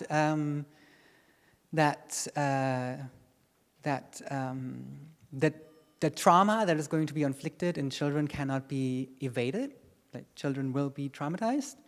And then the question is, what kind of trauma, and this would be a longer debate, I would think, what kind of trauma is it that is suggested or preferred by this society? And how does it relate, and how would it be reenacted in a decoupled society? I really like the term. I think I'm going to use that from now on. In a decoupled coupled society.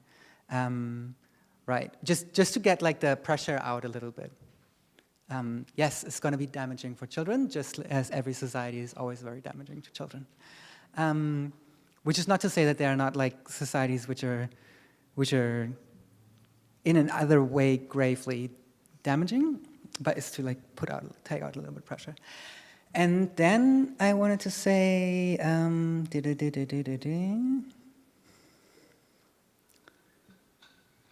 yes. Another thing is that, and I mean, this is something that has also been articulated many times by various kinds of activists. One of the most intense kinds of oppression, as you already pointed out in the margins, is the oppression of children and the dependence that is also enforced on children. So I would think that it would be very hard to find out what the pink totalitarian version of childhood would be without children in the room. So I would think that they should probably have a say. And I am not sure how to facilitate that, or how to work with children, because I don't work with children. But I know for a fact that there are a lot of people working with children. And that because you're a child doesn't mean that you don't have interesting ideas about your own life and the way that you want to be treated.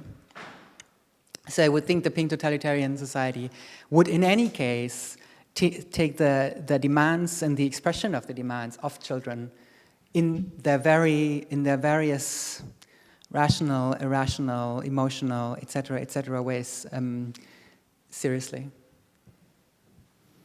and try to integrate children in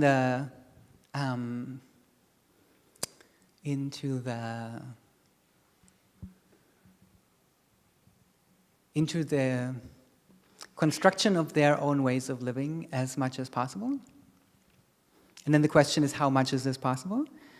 But that question, I think, is a question for a specialist that I am not. Does that make any sense? You want to protest? No. You were about to? It just occurs to me that the idea of Pink Totalitarianism is to remove all kinds of exclusivity of identity.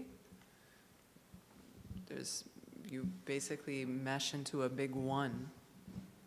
No. No, I wouldn't say that. So how do you retain any kind of exclusivity, whether it's self or couple or commodity? I don't think you need to do that. I think it's going to happen by itself. You cannot smush it all into one.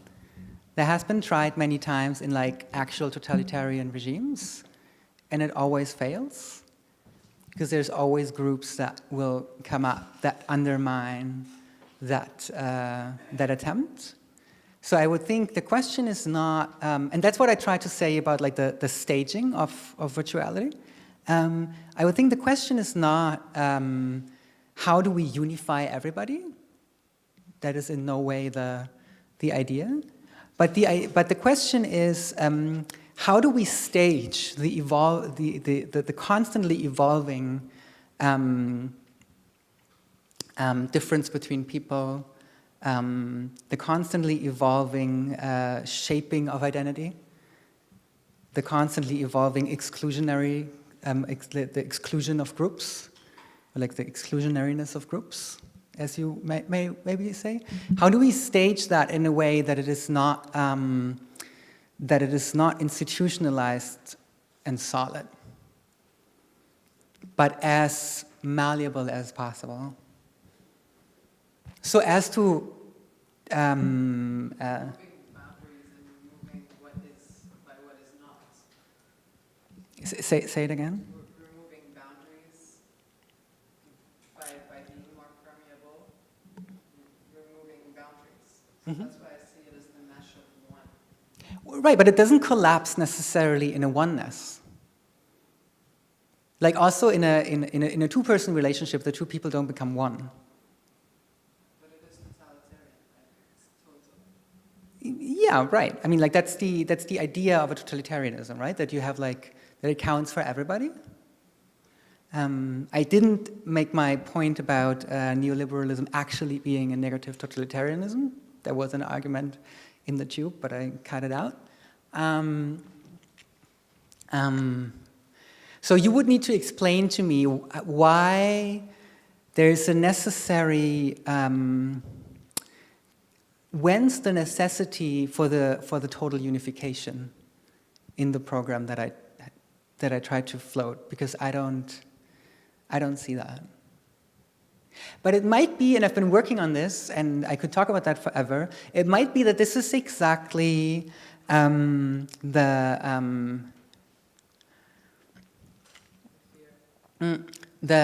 theoretical point between Deleuze and Derrida. The question is there pure difference, or is there yet another terminology? Is there access to the absolute? Like, can it be actualized? Is there actual infinity? Does it actualize by itself? You know, these kinds of metaphysical questions show up there for me. Right. And I'm not sure where I stand on that. I think Luce is pretty much on the Derridian side on that. Josephine, I think I'm much more on the Spivakian side of that. I think none of us is really on there is a possibility for total oneness to actualize side.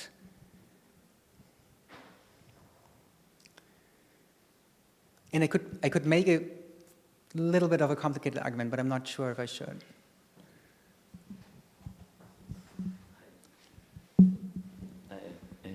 I have another comment on the individuation and the individual. No, I mean, I think that the neoliberal society and the contractual society works as this metaphysical hypostasis of the individual, which is always identical to itself, like L identity, so A equal A. That's the problem with identity politics in the sense of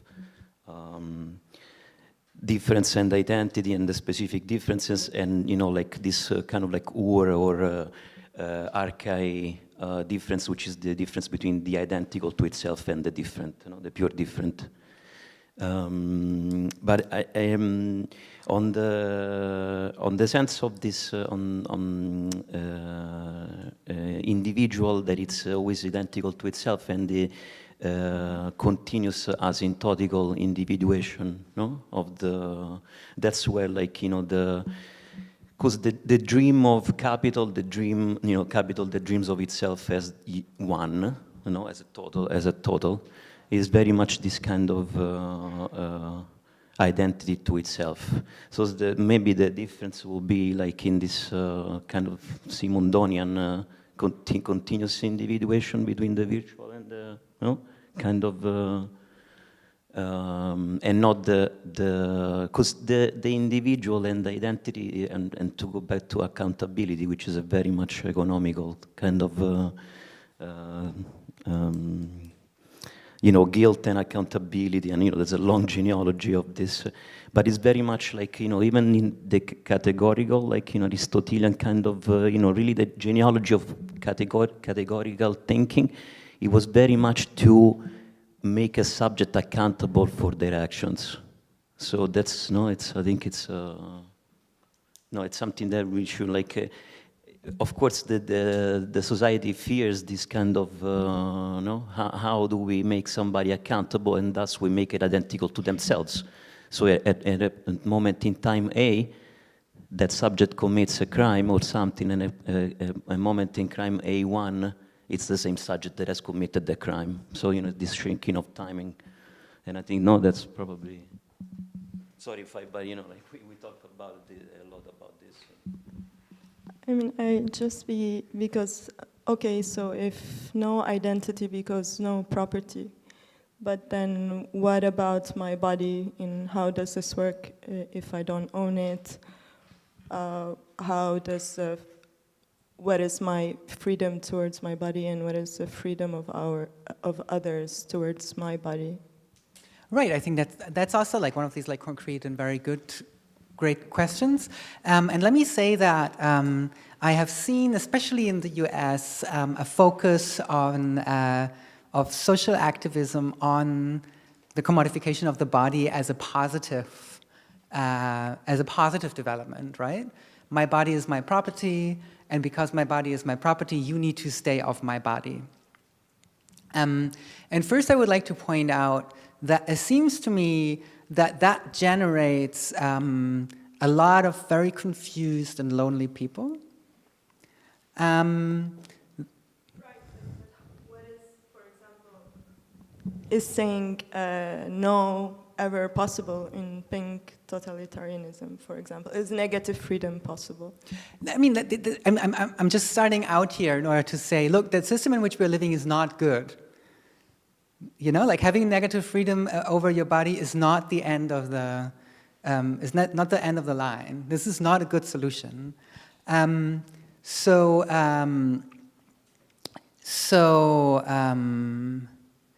question now becomes, is a no necessarily an insistence on negative freedom? And I would say that's not the case. A no can be a much wider, can have a much wider semantic field behind it. And if you ever go to a sex education workshop, or like the few sex education workshops that I have been to, always emphasized the manifold meanings of no, because no does not have to mean this is a wall, right? And no also does not replace empathy, and no also does not replace communication. Right, which is why I would say, sure, there's no in Pink Totalitarianism, ensure there is the possibility to not engage in physical activity with other people. Like you cannot, I mean, that would be like a funny idea, right? That you are forced.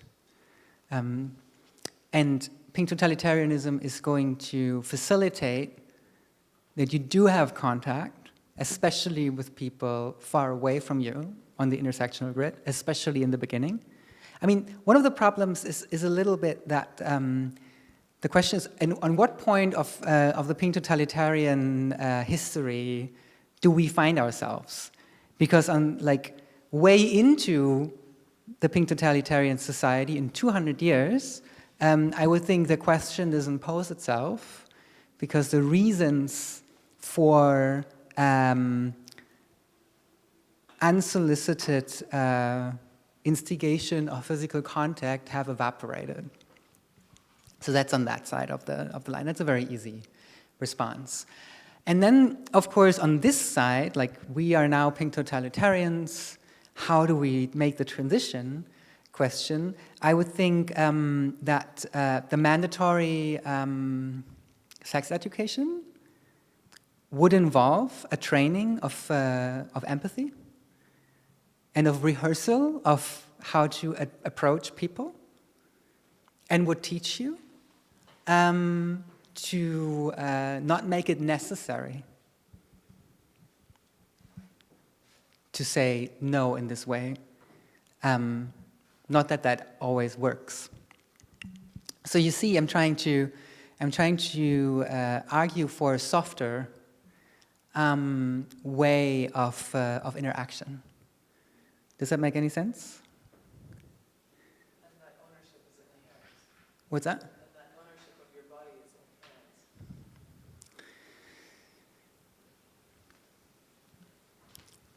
inherent. No, I wouldn't think so. I wouldn't think that ownership is the only possible argument to not engage in any in some kind of physical contact.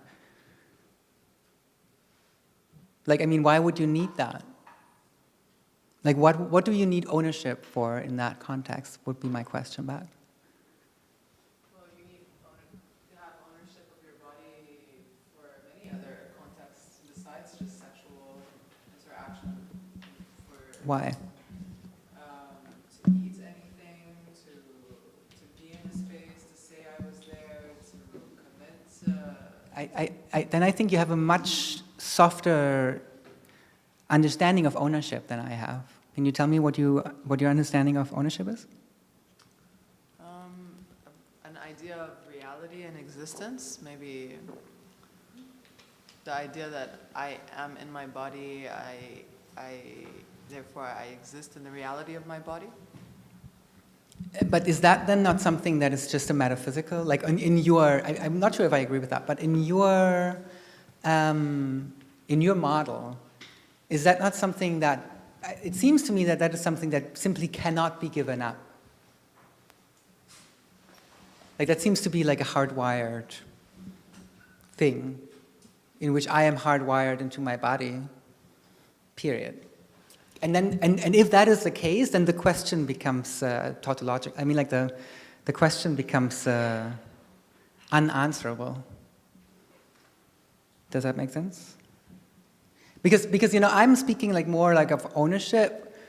I would rather speak of institutional forces, of discipline, of the discipline that tells you that a certain kind of interference is to be experienced in this or that way.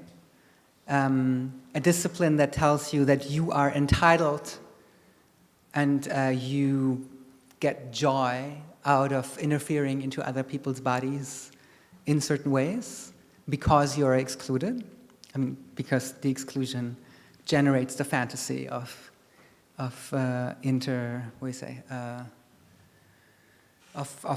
interference. I'm speaking more of these discursive figurations and legal conditions and institutionalized relations than of a, what did you say? maybe phenomenological self-relation? I'm just wondering whether we're speaking about the same thing, so I'm trying to find out. I was just trying to summarize what her question was and how I understood the idea of both body and identity in the frame of identity politics, and at what point do you exclusively hold on to what's yours versus the whole, as you're saying, the paradigms of how we interact with each other. Right, of course, like the queer totalitarian or the pink totalitarian would need to insist that in the given society, there must be an ultimate right of every person to their own body. But that is not because this is a good thing to have.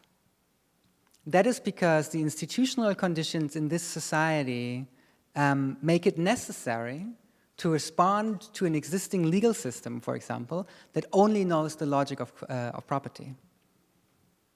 And under that condition, of course, it is necessary that every no means no, and everybody who interferes must be punished as a transitional means, right? And then the idea is that, of course, as pink totalitarians, on the one hand, we must argue for the invaluable right over your own body as property and insist on it. And on the other hand, we need to do everything to erode the necessity and the conditions that make this claim possible in the first place.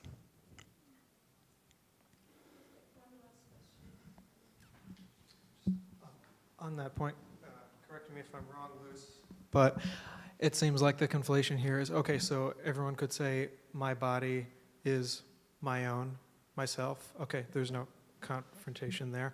But when you say own, then you get into the conflict. My body is my own, I own my body, and the commodified version of that is what you're objecting to. Right, but let me be clear. I'm objecting to that on a level of the goal of a pink totalitarian society, or like not even. She objects to that.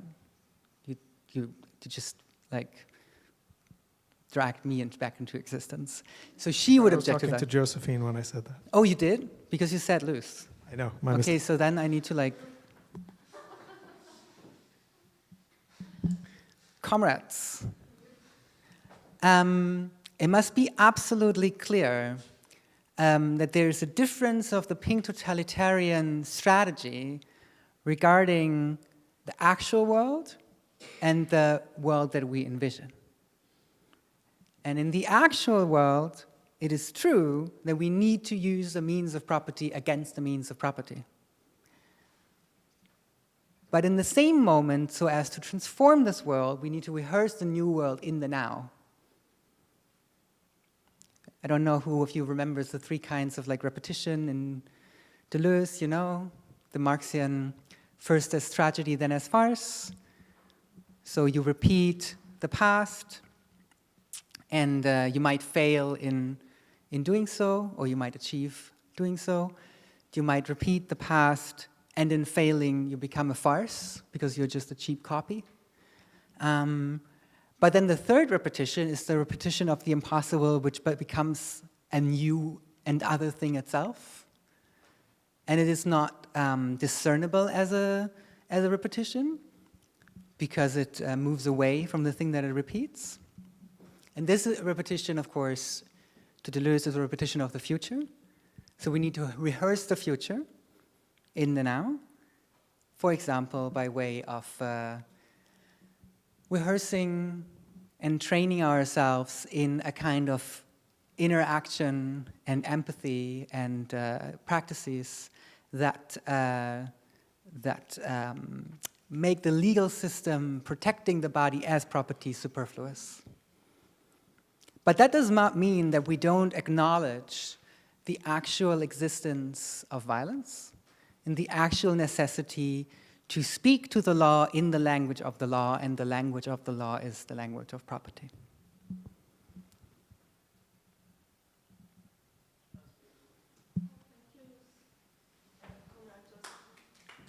We thank you too.